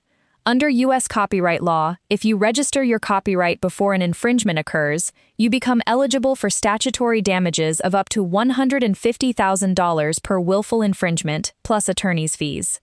If you register after the infringement, you can only recover actual damages, which are often difficult to prove and much lower. I looked Candace in the eye when I explained this part. She nodded, smiled, and said, "That all sounds perfectly reasonable. I'm not going to steal your photos, Daniel." Famous last words, but I am getting ahead of myself. Candace signed the contract that day and paid the deposit with a personal check. I ran the check through my bank's mobile app right there at the table, and it cleared. $3,600. The date was secured. Now, I want to pause the story here for a moment and tell you something about the wedding industry that most people outside of it do not understand. The wedding industry is built on trust, but it is also built on a foundation of countless broken hearts and empty wallets. There is an entire shadow economy of clients who prey on small business owners in the wedding space. Photographers, florists, caterers, cake designers, DJs, coordinators, planners, hair and makeup artists. We are all small businesses, most of us sole proprietors or tiny teams. We do not have legal departments. We do not have corporate shields. When someone steals from us, it comes directly out of our family's mouths. It is personal in a way that corporate theft can never be. And there is a particular kind of thief who operates in this space. They are usually wealthy, or at least they project wealth. They understand that small business owners are reluctant to pursue legal action because of the cost and time involved. They count on this reluctance. They count on the fact that a solo photographer with a mortgage and kids cannot afford to sue a wealthy family. They weaponize their privilege. I did not know any of this about Candace Monroe at the time, but I would learn. Over the next 3 months, I had regular communication with Candace about the wedding details. We scheduled the engagement session for early April at Folly Beach, one of my favorite locations for couples shoots. The session went beautifully. The light was spectacular that evening, with those soft pastel pinks and oranges that only a coastal sunset can produce. Candace looked like a magazine cover. Brad looked like a man who was very much in love, or at least very much committed to the appearance of being in love. I delivered a preview gallery of 20 images from the engagement session within 48 hours, as my contract promised. Candace immediately posted 3 of them on her Instagram with the caption, "Engaged to my best friend, photos by the incredible @Marsh&Light." I appreciated the tag, the shout-out, the public acknowledgement of my work. It brought my business some visibility, and I was grateful for it. But in hindsight, this was Candace's modus operandi. She loved the social media attention. She loved the aesthetics. She curated her life like a magazine spread, and she needed beautiful images to feed that curation. And she was willing to use other people's labor to get them. The bridal portrait session was scheduled for mid-May, again at Magnolia Plantation. This is a Southern tradition, the bridal portrait, and Candace wanted it done in grand style. She arrived with a hair and makeup team, 2 assistants, and her mother, who was a formidable woman named Diane. Diane had the same commanding presence as Candace, but with an extra 30 years of practice. The session lasted 3 hours. We shot in the gardens, on the plantation's famous bridge, beneath the Avenue of Oaks, and inside the conservatory. Candace had brought 2 dresses, her actual wedding gown, which was a cathedral-length Vera Wang that probably cost more than a used car, and a separate portrait dress that was a simpler but no less elegant silk gown. I must tell you, the images from that session were among the finest I have ever created in my career. The light that afternoon was transcendent. There was a moment, just as the sun began to dip behind the tree line, when a beam of golden light broke through the canopy and fell directly onto Candace as she stood on the bridge. The Spanish moss framed her like a natural veil. The reflections in the water below created a perfect mirror image. I pressed the shutter and knew, in that instant, that I had captured something extraordinary. When I showed Candace the back of my camera, she gasped, "Oh my God, Daniel, that is the most beautiful thing I have ever seen." It was, and I said so. "Candace, that is going to be the centerpiece of your album, I promise you." She hugged me. Her mother hugged me. Even Brad managed a genuine-looking smile. I left that session feeling like a king, like an artist at the peak of his craft. The second payment of $3,600 was due 30 days before the wedding, which put it in late May. I sent the invoice on May 20th, as per my standard process. Candace responded the next day with a brief email. "Check is in the mail, Daniel." I did not receive the check until June 8th. The wedding was June 17th. The payment was late, but it did arrive, and it cleared. I made a mental note of the tardiness, but did not make an issue of it. I was focused on the wedding. The week before the wedding, I sent Candace a detailed shot list and timeline for review. I always do this. I want to make sure I am aligned with the couple's vision and that I know every key moment, every family combination, every detail they want captured. Candace's response was a single line, "Trust you completely. See you Saturday." That should have been endearing, and at the time, I took it as such. But looking back, I wonder if Candace's breezy dismissal of the shot list was less about trust and more about laying the groundwork for her later claim that the photos did not meet her expectations. If you never tell the photographer what you want, it is easier to claim you did not get it. But again, I am getting ahead of myself. Let me tell you about the wedding day. June 17th, 2023. The weather was perfect, not a cloud in the sky, with temperatures in the low 80s and a gentle breeze coming off the Ashley River. Maria and I arrived at Magnolia Plantation at 10 in the morning, a full 7 hours before the ceremony was scheduled to begin. I will not bore you with every single moment of that day, but I want to give you a sense of the scale and care that went into documenting it. We started with the venue details, the flowers, the place settings, the programs, the favors. Candace had spared no expense. The centerpieces were towering arrangements of garden roses, peonies, and jasmine. The tablecloths were custom linen in a shade of blush that matched the bridesmaid dresses. The place settings were gold-rimmed chargers with handwritten calligraphy cards. Every detail was magazine-worthy, and I shot every single one with the care and attention it deserved. By noon, we were with the bride and her bridesmaids in the plantation's bridal suite. Candace was calm, almost eerily so. Most brides are a bundle of nerves on their wedding day, but Candace moved through the morning with the practiced ease of someone who had rehearsed this moment 1,000 times in her head. Her hair and makeup team had transformed her into something out of a fairy tale. The Vera Wang gown fit her like it had been painted on. The cathedral veil cascaded down her back like a waterfall of silk. When she put on her grandmother's pearl earrings and looked at herself in the mirror, even I, a man who has seen hundreds of brides in his career, had to catch my breath.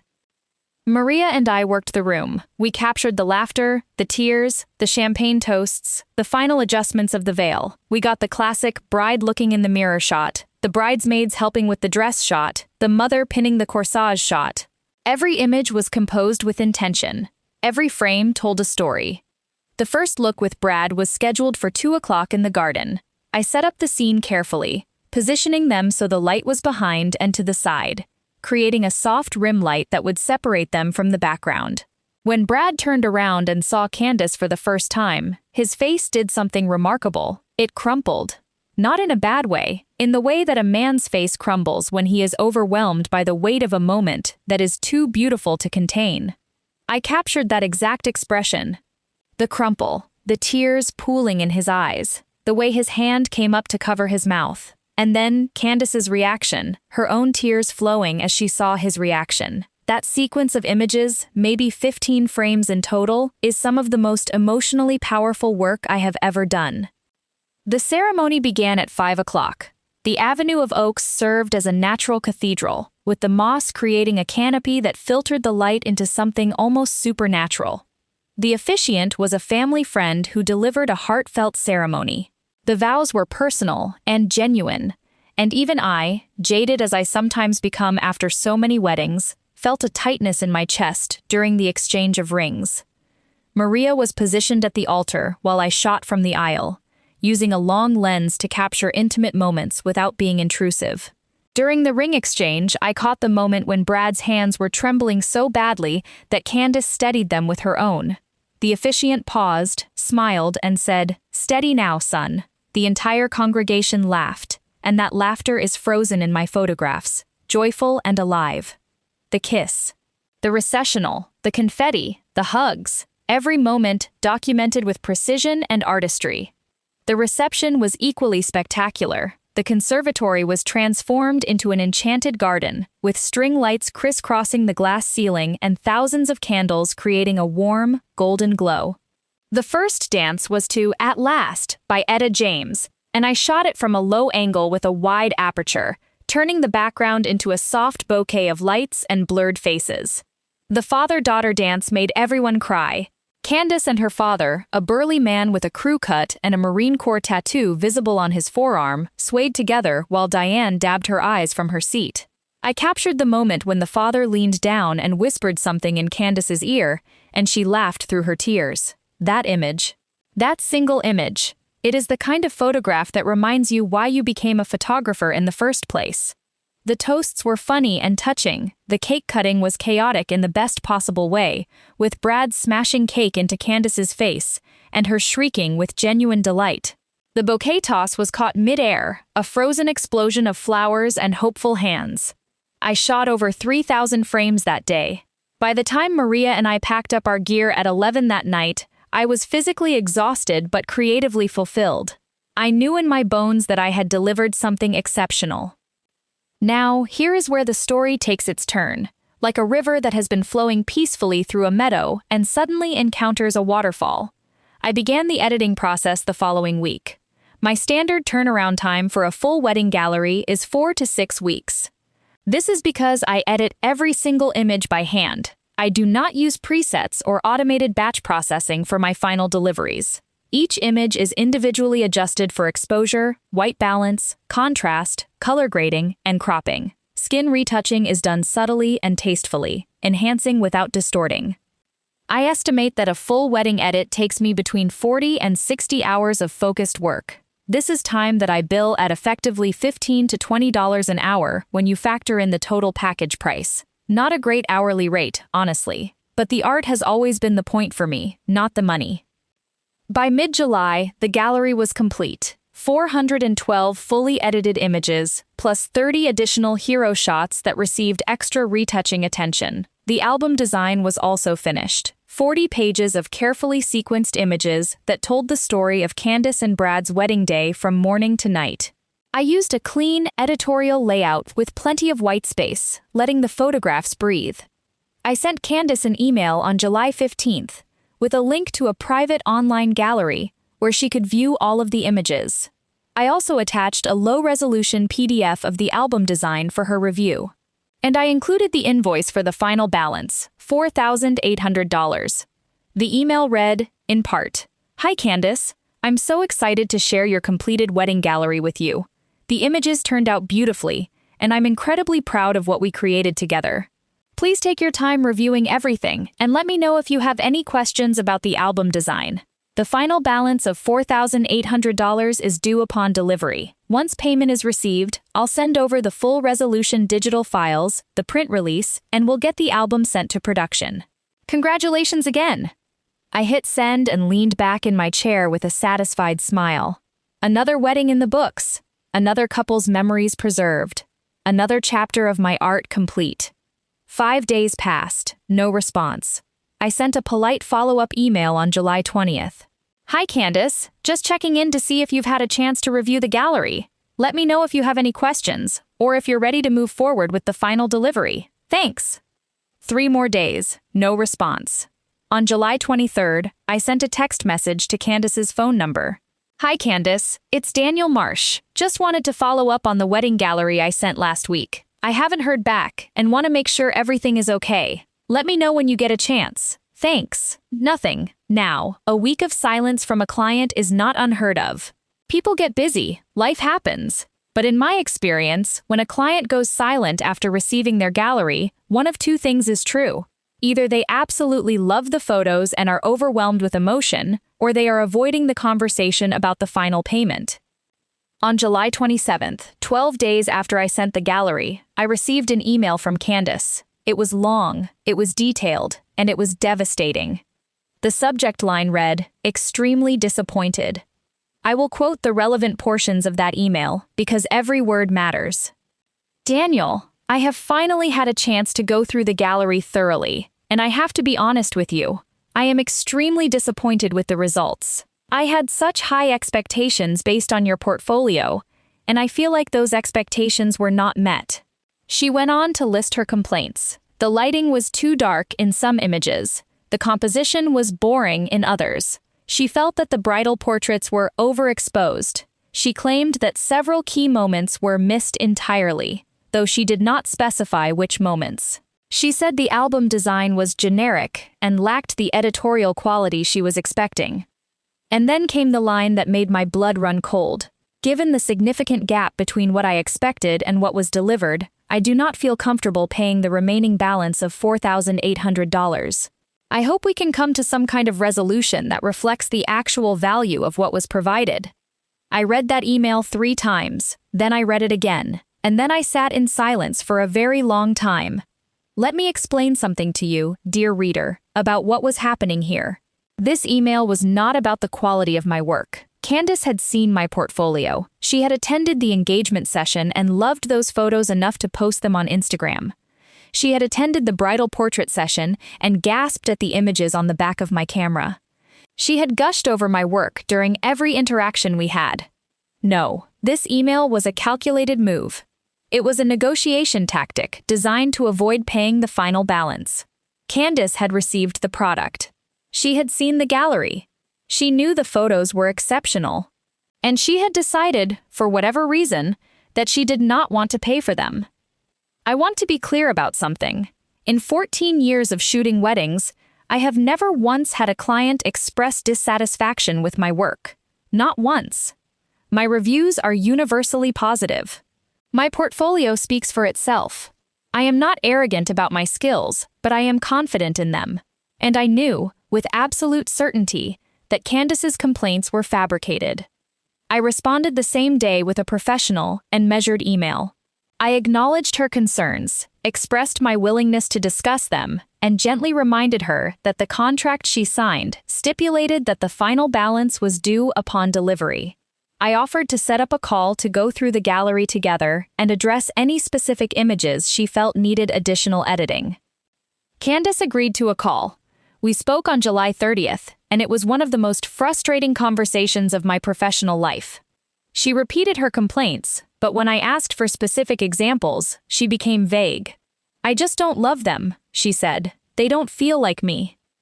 "Candace," I said carefully, "you approved the shot list, you were happy with the engagement photos, and you told me at the bridal portrait session that the images were the most beautiful thing you had ever seen. Can you help me understand what specifically has changed?"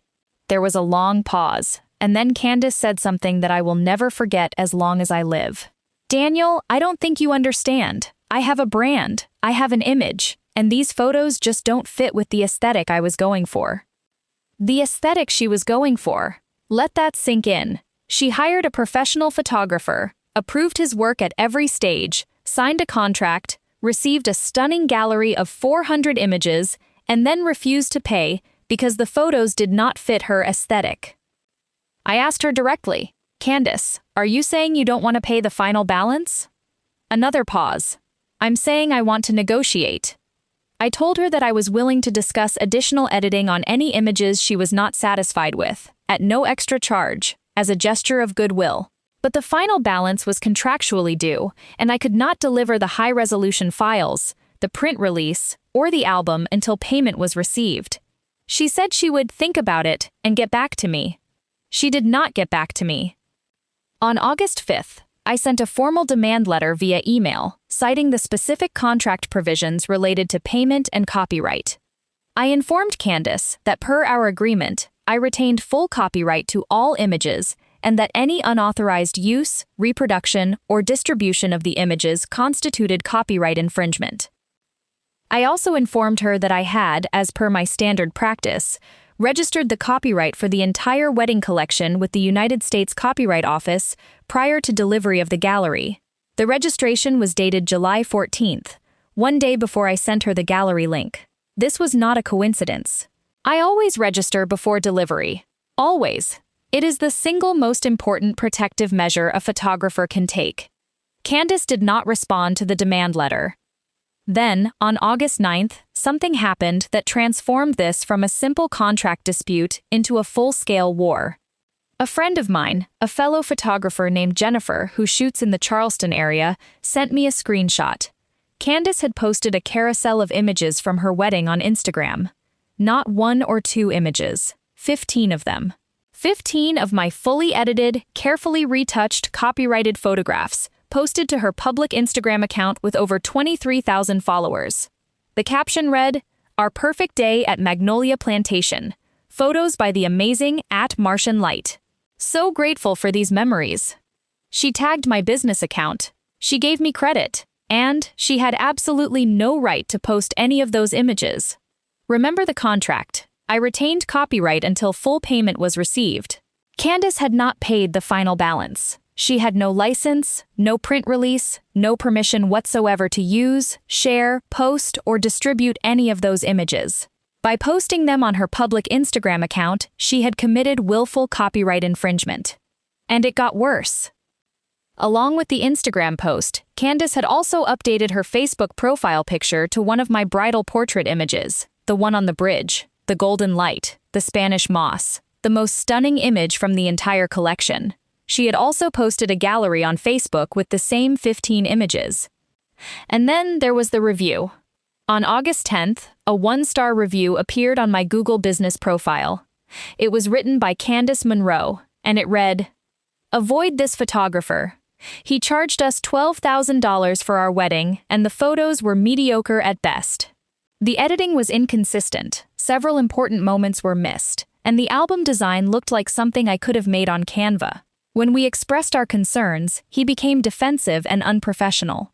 We paid over $7,000 for a subpar product. Save your money and go elsewhere." Let me break down what was wrong with that review. First, she claimed they paid over $7,000, implying that they had already paid in full. This was false. They had paid $7,200, which was the deposit plus the second payment, but the final balance of $4,800 was outstanding. Second, she called the photos mediocre while simultaneously posting 15 of them on her social media and using one as her profile picture. The cognitive dissonance was staggering. Third, and most damaging, she accused me of being defensive and unprofessional when she expressed concerns. This was a deliberate attempt to damage my reputation and steer potential clients away from my business. I sat at my desk and read that review with a kind of calm that surprised me. It was the calm of a man who has been pushed too far and has decided, in that instant, that he will not be pushed anymore. In the folk tales of old, there is always a moment when the wronged party decides to act. When the farmer whose grain has been stolen night after night finally sets a trap. When the merchant whose goods have been swapped for straw finally goes to the king. It is the moment when patience ends and justice begins. This was my moment. I picked up the phone and called my attorney, Susan Park. Susan is a former intellectual property prosecutor who now runs a small boutique firm specializing in creative industry disputes. She is a formidable woman, the kind of lawyer who makes opposing counsel nervous just by walking into a room. I had retained Susan 3 years earlier, after a near miss with a different client who tried to use my images for commercial purposes without permission. She had drafted my current contract and advised me on my copyright registration practices. I was paying her a modest annual retainer that gave me access to her for consultations and quick legal actions. I explained the situation to Susan in detail. I sent her the contract, all email correspondence, the demand letter, screenshots of Candace's social media posts, and a copy of the Google review. Susan listened. She asked precise questions, and then she said something that made me smile for the first time in weeks. "Daniel, this is one of the clearest-cut cases of willful copyright infringement I have ever seen." She signed the contract. "The copyright provision is unambiguous. You registered before delivery." She posted the images on social media after receiving your demand letter.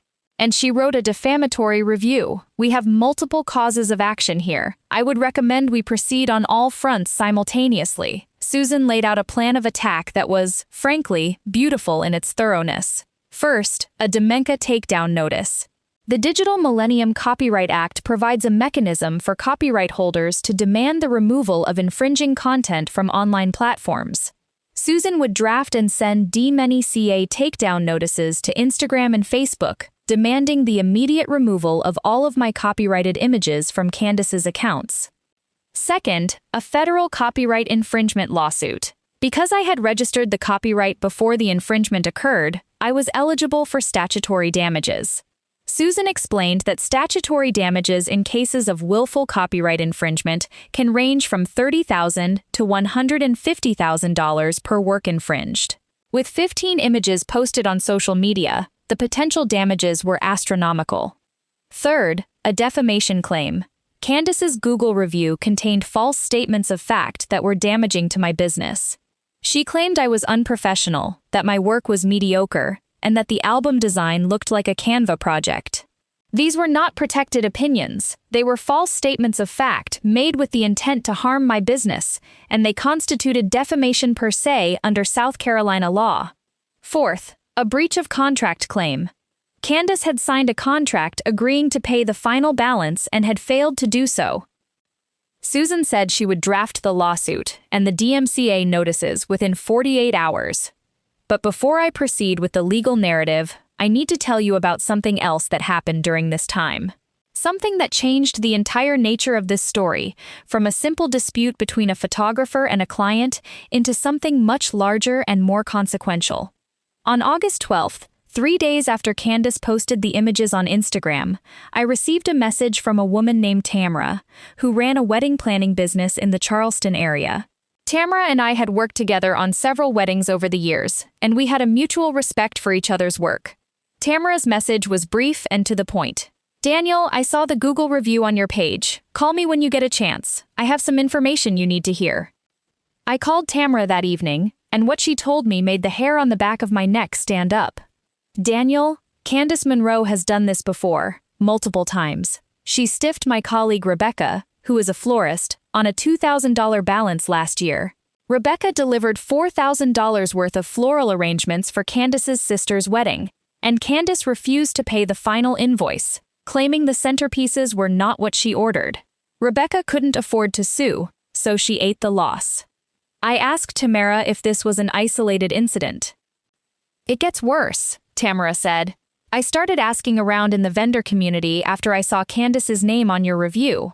Daniel, there are at least 4 other vendors who have had similar experiences with Candace or her family. A caterer who was shorted $3,000.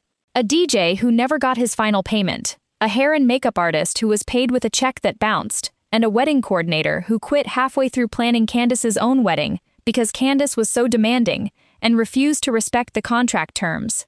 Tamara paused. There is even a thread about her in the Charleston Wedding Vendors Facebook group. It's a private group, but there are dozens of posts from different vendors warning each other about the Monroe family. I felt a cold fury settling into my chest. This was not a one-time thing. This was a pattern. Candace Monroe was a serial non-payer. A professional grifter operating in the wedding industry, using her wealth and social status to intimidate and exploit small business owners who could not afford to fight back.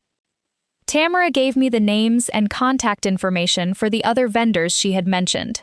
I reached out to each of them over the following week. Rebecca, the florist, confirmed everything Tamara had said. She had delivered stunning arrangements for Candace's sister's wedding, and then been hit with the same dissatisfied excuse when it came time to pay the final balance. Rebecca, a single mother running her floral business out of her home, could not afford an attorney and had simply written off the loss. Marcus, the DJ, told me a similar story. He had provided sound and music for a Monroe family event and was never paid the final $1,500. When he followed up, Candace's mother, Diane, told him, "You should be grateful for the exposure. Our events are attended by very influential people." The hair and makeup artist, a lovely woman named Keisha, told me that she had been paid with a check for her final payment that bounced. When she tried to contact Candace about it, she was blocked on all social media and her phone calls went unanswered. Keisha was out $900.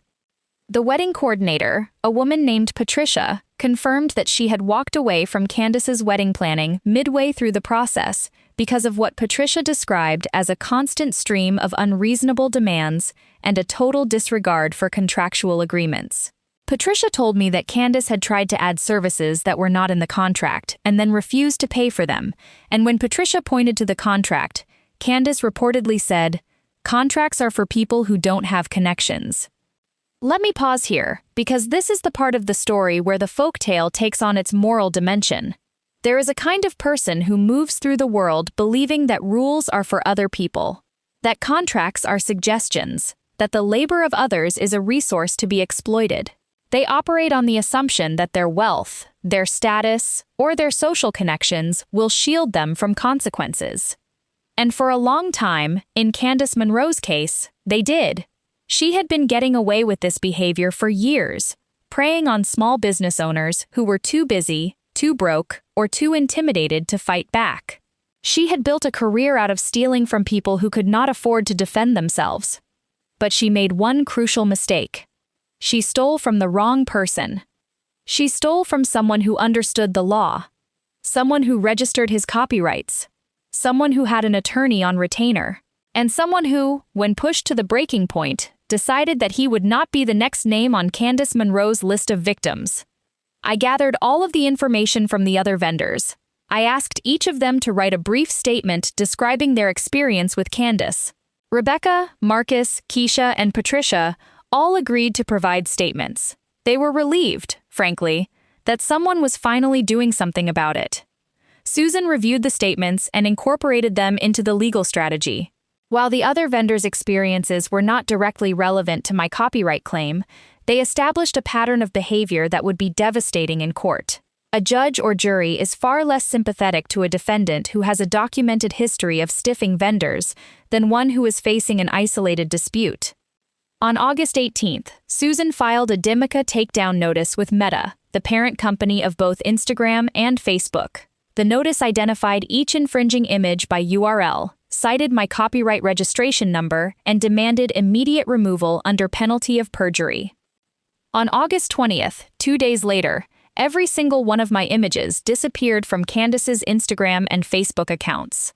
The posts were taken down. Her profile picture, which had been one of my bridal portraits, was replaced with a default image.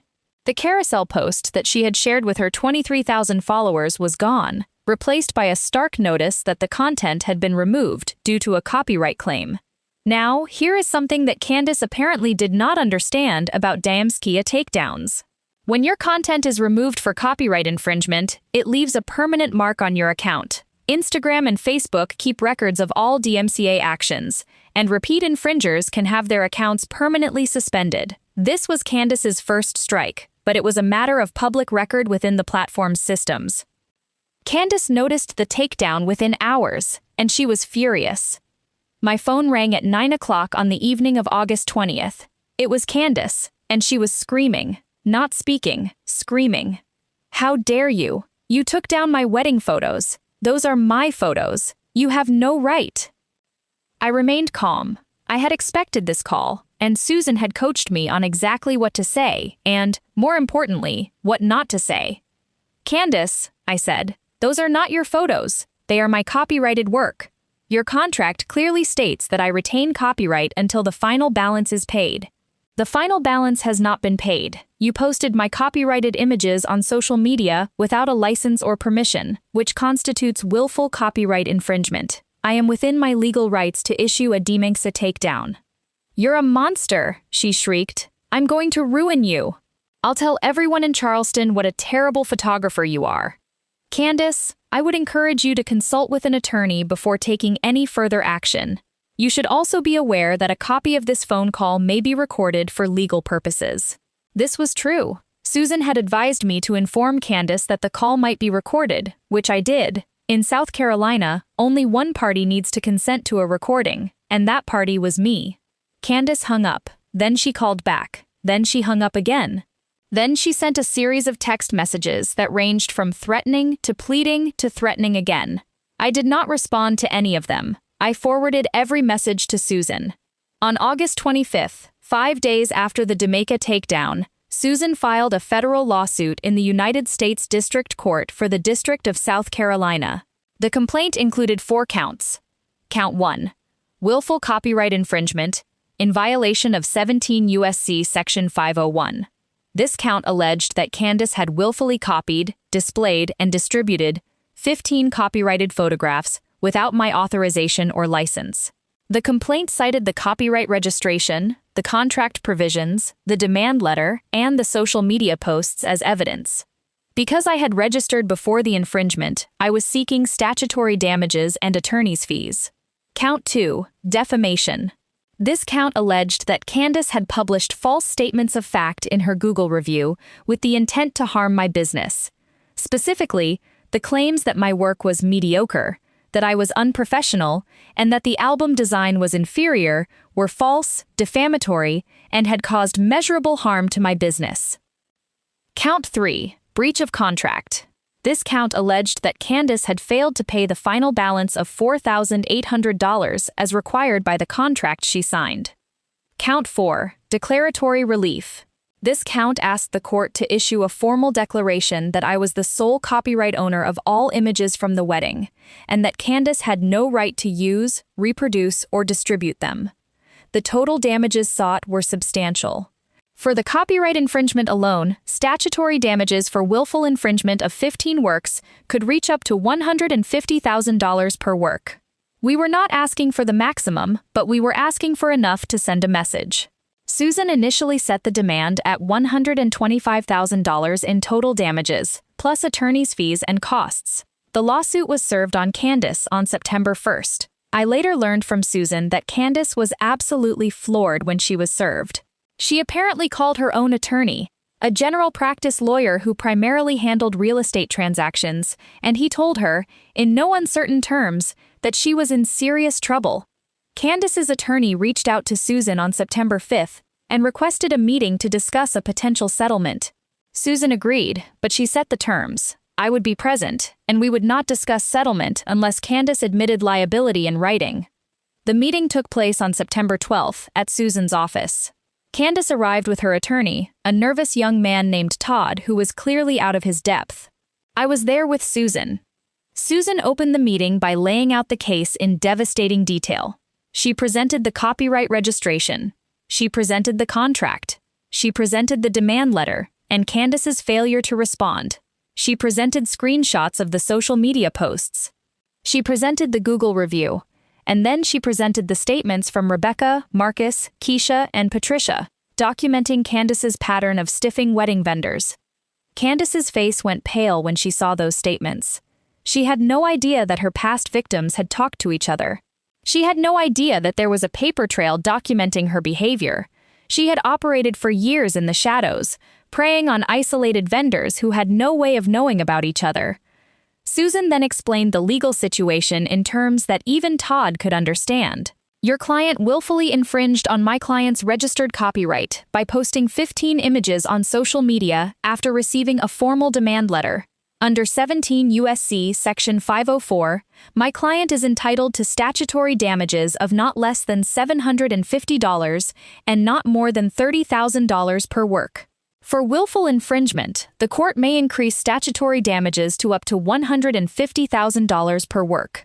With 15 works infringed, the maximum potential damages are $2,250,000. We are not seeking the maximum.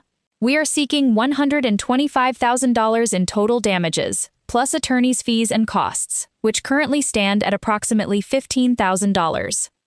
The silence in that room was profound. Todd flipped through his notes. Candace stared at the table.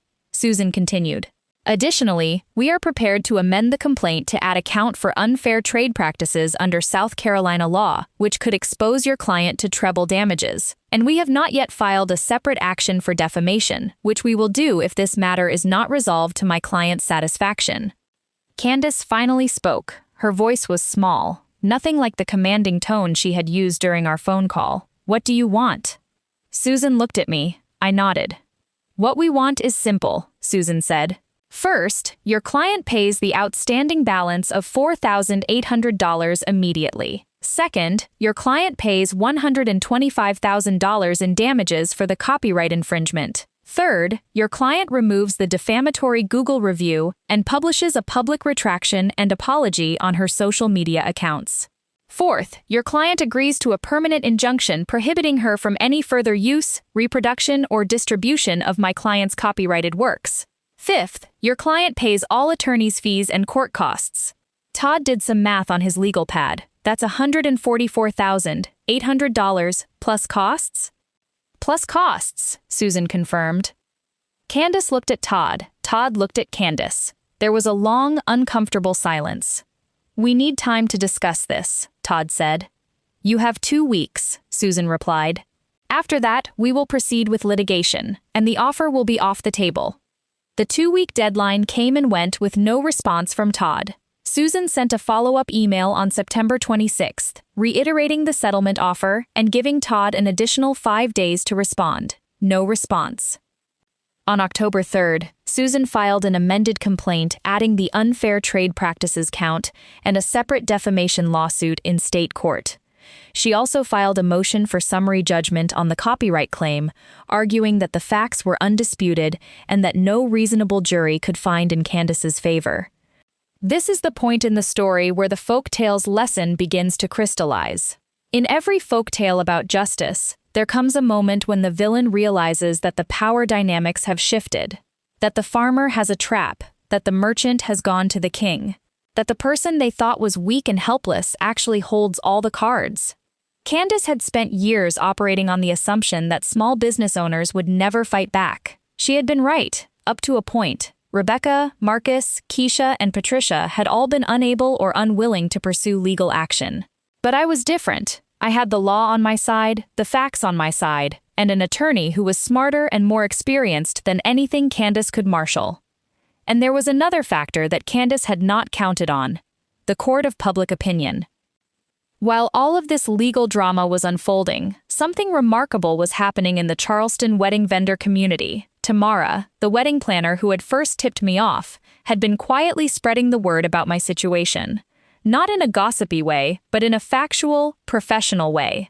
She shared the details of Candace's pattern of behavior in the private vendor Facebook group, and the response was overwhelming.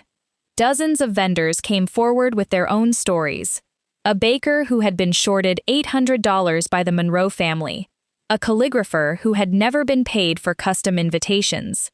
A limousine driver who had been stiffed on a final payment. a videographer who had been asked to just add a few extra hours without compensation and then refused payment for the original contract when he declined. The thread in the vendor Facebook group grew to over 200 comments. Vendors shared contract clauses they used to protect themselves. They shared warning signs to watch for. They shared legal resources for small businesses. And they shared a collective sense of outrage that someone had been allowed to operate this way in their community for so long. One vendor, a wedding photographer named James who worked in the Savannah area, posted that Candace had contacted him about shooting her cousin's wedding earlier that year. He had turned her down after a background check revealed her pattern of non-payment. "I ran her name through the vendor grapevine and got 5 warnings within an hour," he wrote. "I sent her a polite decline and never heard back." The vendor community was organizing, not in a vindictive way, but in a protective way. They were sharing information, supporting each other, and making it clear that the era of the Monroe family exploiting small businesses was over.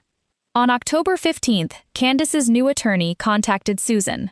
Todd had apparently been replaced by a more senior lawyer, a woman named Patricia Chen from a mid-size firm in Charleston. Patricia was professional, respectful, and clearly understood the gravity of the situation. Patricia requested a settlement conference. Susan agreed, and we met on October 22nd. Patricia Chen opened the meeting by acknowledging the strength of our case. "My client understands that she made a serious error in judgment," Patricia said. "She is prepared to accept responsibility and is hoping we can reach a resolution that avoids the expense and publicity of litigation." The negotiation lasted 4 hours. Susan was firm but fair. She did not budge on the key demands: payment of the outstanding balance, payment of damages, removal of the defamatory review, a public apology, and a permanent injunction.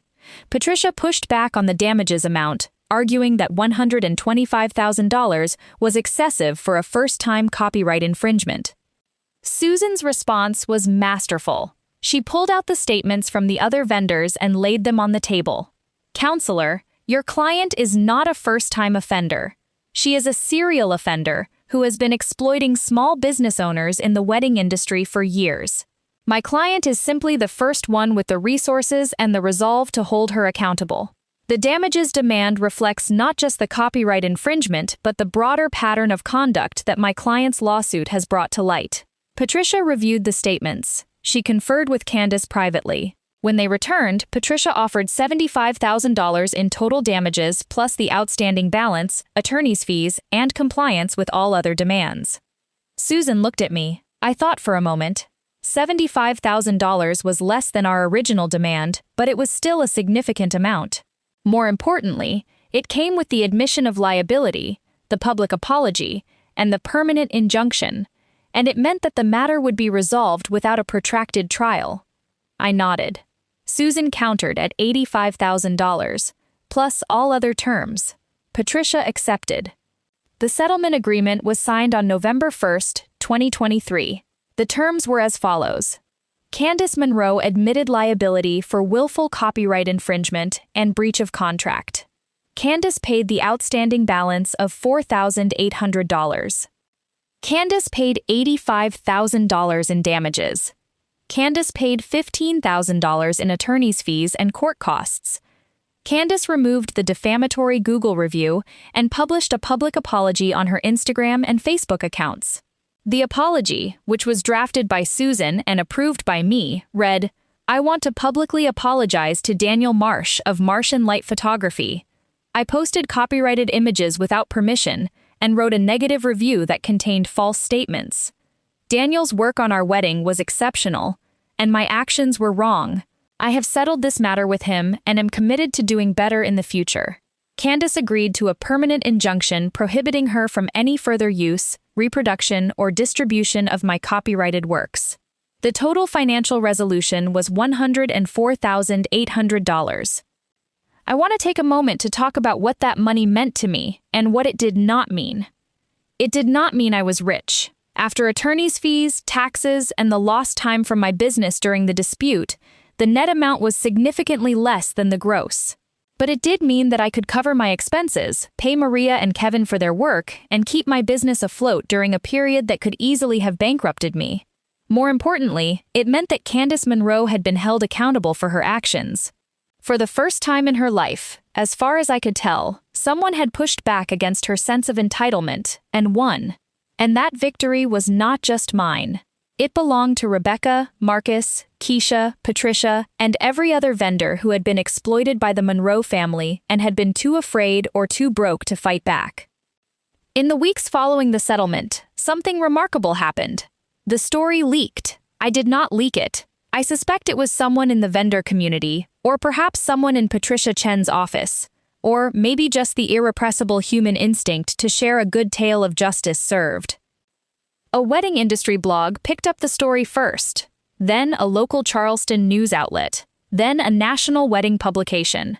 The headline was irresistible. Photographer sues bride for copyright infringement after she posts wedding photos without paying. Settles for $104K. The article included details from the lawsuit, the settlement, and the broader pattern of vendor exploitation. It quoted anonymized statements from other vendors, and it ended with a quote from me that I stand by to this day. I didn't do this for the money. I did it because the wedding industry is built on small businesses and trust, and when someone violates that trust, we all have a responsibility to hold them accountable. 4. The story went viral. Within a week, it had been shared over 50,000 times on social media. My website traffic exploded. My Google business profile, which had been damaged by Candace's review, was now flooded with 5-star reviews from supporters, fellow vendors, and even strangers who were inspired by the story. But the most meaningful outcome was not the publicity or the reviews. It was the impact on the vendor community. After the story broke, I received messages from wedding vendors all over the country. Photographers, florists, caterers, planners, DJs, hair and makeup artists. They shared their own stories of clients who had refused to pay, who had posted copyrighted images without permission, who had written retaliatory reviews. And they asked for advice on how to protect themselves. I wrote a blog post on my website titled, "Protecting Your Business: What Every Wedding Vendor Needs to Know About Copyright and Contracts." It was a detailed, practical guide that covered the key legal protections available to small business owners in the creative industry. I explained copyright registration, DMCA takedowns, contract best practices, and the importance of documenting everything. The post was shared over 10,000 times and was picked up by several industry publications. Tamara, the wedding planner who had started it all, organized a vendor workshop in Charleston in January of 2024. The workshop, titled Know Your Worth: Legal and Business Strategies for Wedding Professionals, featured presentations by Susan, myself, and several other industry experts. Over 100 vendors attended, and the feedback was overwhelmingly positive. Rebecca, the florist who had been stiffed by Candace's family, told me that the settlement had given her the courage to pursue her own unpaid invoice. She had hired an attorney and was in the process of filing a small claims action against Candace's mother, Diane, who had been the point of contact for her sister's wedding. Rebecca eventually recovered the $2,000 she was owed, plus court costs. Marcus, the DJ, filed a similar action and recovered his $1,500. Keisha, the hair and makeup artist, sent Candace a formal demand letter for the $900 from the bounced check. Candace paid within a week, likely on the advice of her attorney, who was probably eager to avoid any further legal entanglements. The dominoes were falling. One act of accountability had triggered a cascade of justice that extended far beyond my own case. Now I want to tell you about the aftermath. About what happened to Candace Monroe after the dust settled. Candace deleted her Instagram account in December of 2023. Her Facebook page went dark shortly after. The public apology she had posted remained live for the required 30 days, and was then removed, but by then it had been screenshotted and shared thousands of times. I learned through the vendor grapevine that Candace and Brad had a difficult time finding vendors for future events. The Charleston vendor community had effectively blacklisted the Monroe family, and the story had spread to neighboring markets through the vendor network. I do not take pleasure in this. I want to be clear about that. My goal was never to destroy Candace's life or reputation. My goal was to protect my work, my business, and my livelihood. The consequences she faced were the natural result of her own actions, not my revenge. The universe, as they say, balances its scales. I also want to address the question that I know some of you are asking. Did I feel guilty about pursuing legal action against a bride? A woman who was presumably basking in the glow of newlywed bliss? The answer is no, and here is why. Candace was not a bride who made an honest mistake. She was not a client who had a legitimate grievance. She was a calculated, repeat offender who exploited small business owners as a matter of course. She stole from me. She stole from Rebecca. She stole from Marcus, Keisha, and Patricia. She stole from a baker, a calligrapher, a limousine driver, and a videographer. She stole from people who worked long hours, often on weekends and holidays, to make their living in a demanding and competitive industry. And she stole with impunity because she believed she was untouchable. The folk tales teach us that arrogance is the seed of downfall, that the wolf who grows too confident in the sheep's passivity will one day encounter a shepherd with a crook. Candace Monroe was that wolf, and I was not a sheep, I was a shepherd. Let me close this story with a few reflections on the lessons I learned, because every good folk tale has a moral, and this one is no different. Lesson 1. Register your copyright.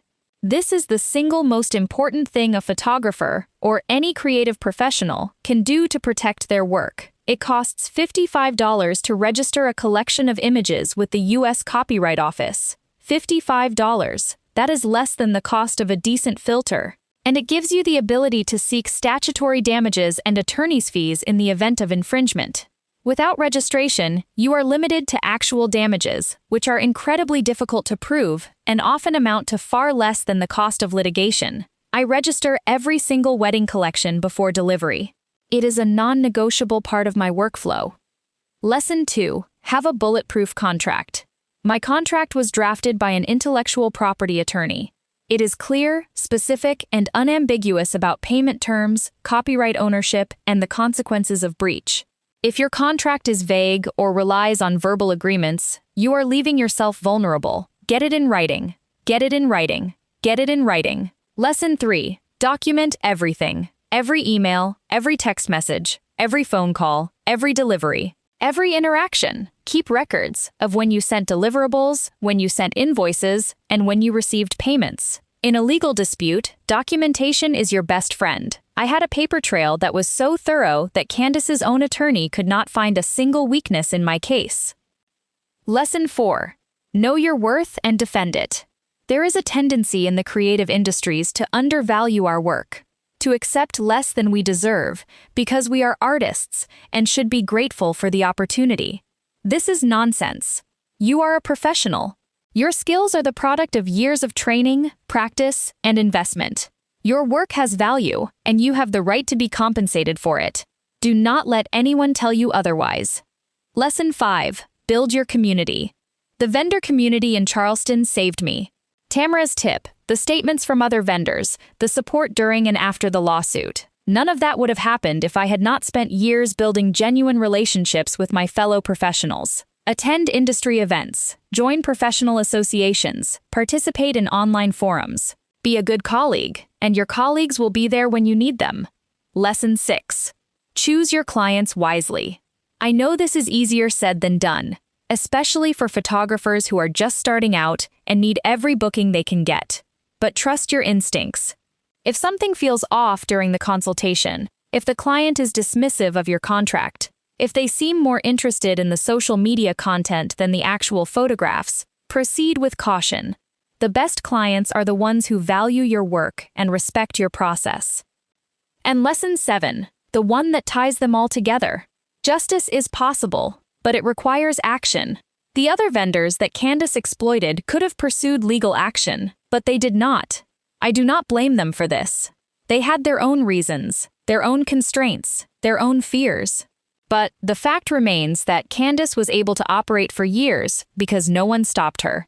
It only took one person willing to say enough to bring the entire house of cards down. If you are reading this and you are a creative professional who has been exploited by a client, I want you to know something.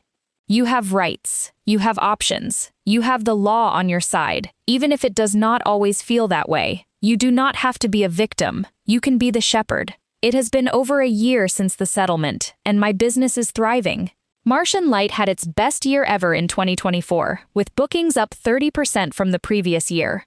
I have added a fourth team member, a junior photographer named Alyssa who is talented and hungry and reminds me of myself at that age. I still shoot weddings at Magnolia Plantation. It is still one of my favorite venues in the world, and every time I stand beneath those ancient oaks, with the Spanish moss swaying in the breeze and the golden light painting everything in amber and honey, I think about Candace Monroe. Not with anger, not with bitterness, but with a quiet satisfaction that comes from knowing that I did the right thing, that I stood up for myself, for my work, and for an industry that I love, that I played my small part in making the world a little bit fairer for the people who dedicate their lives to documenting the most important moments in other people's lives. There is an old saying among photographers, passed down like scripture from one generation of shutterbugs to the next: the camera doesn't lie, but the client always does. I would add a corollary to that: the camera doesn't lie, and neither does the law. And when you have both on your side, the truth has a way of coming out. Every frame I shoot now carries with it the weight of this experience, not as a burden, but as a shield. I am a better photographer, a better business owner, and a better advocate for my profession because of what Candace Monroe put me through. And if she is reading this, and I suspect she is, I have one thing to say to her. Thank you. Thank you for reminding me why I do this. Thank you for showing me the importance of protecting my work. Thank you for bringing a community together. And thank you for teaching me the most valuable lesson a photographer can learn. The best images are not just seen, they are defended. Godspeed, Candace. May your future contracts be honored, and may your future photographers be as vigilant as I was. The scales of the universe have a way of balancing themselves. They always do. In the end, the only question is whether you are on the side that tips them or the side that gets crushed beneath them. I chose to tip them. And I would do it again in a heartbeat. Edit. Since so many of you have asked, here are answers to the most common questions. No, I did not keep the $104K. After attorney's fees, taxes, and business costs, my net was approximately $52,000. Still life-changing, but not quit your job money. Yes, Candace's apology post was genuine, in the sense that it was written under legal duress. She had no choice. But the words were her own, apart from Susan's edits, and I believe they carried at least a seed of genuine remorse. Yes, I still have the copyright to all of the images. Candace received her digital files and print release only after the settlement was finalized and all payments cleared. She can use the photos for personal purposes but cannot use them commercially. No, I did not speak to Candace after the settlement. Our communication has been entirely through our attorneys. I have no desire for a personal conversation. The matter is resolved. Yes, I am still friends with Tamara, Rebecca, Marcus, Keisha, and Patricia. We have formed an informal vendor alliance in Charleston and meet quarterly to share information, support each other, and advocate for fair business practices in the wedding industry. And finally, yes, the image on the bridge, the one that Candace used as her profile picture, is still one of the finest photographs I have ever taken. It hangs in my studio as a reminder, not of what was taken from me, but of what I chose to defend. The light was perfect that day. It always is, when you know where to look for it. Thank you for reading. Daniel Marsh, Martian Light, Photography, Charleston, South Carolina.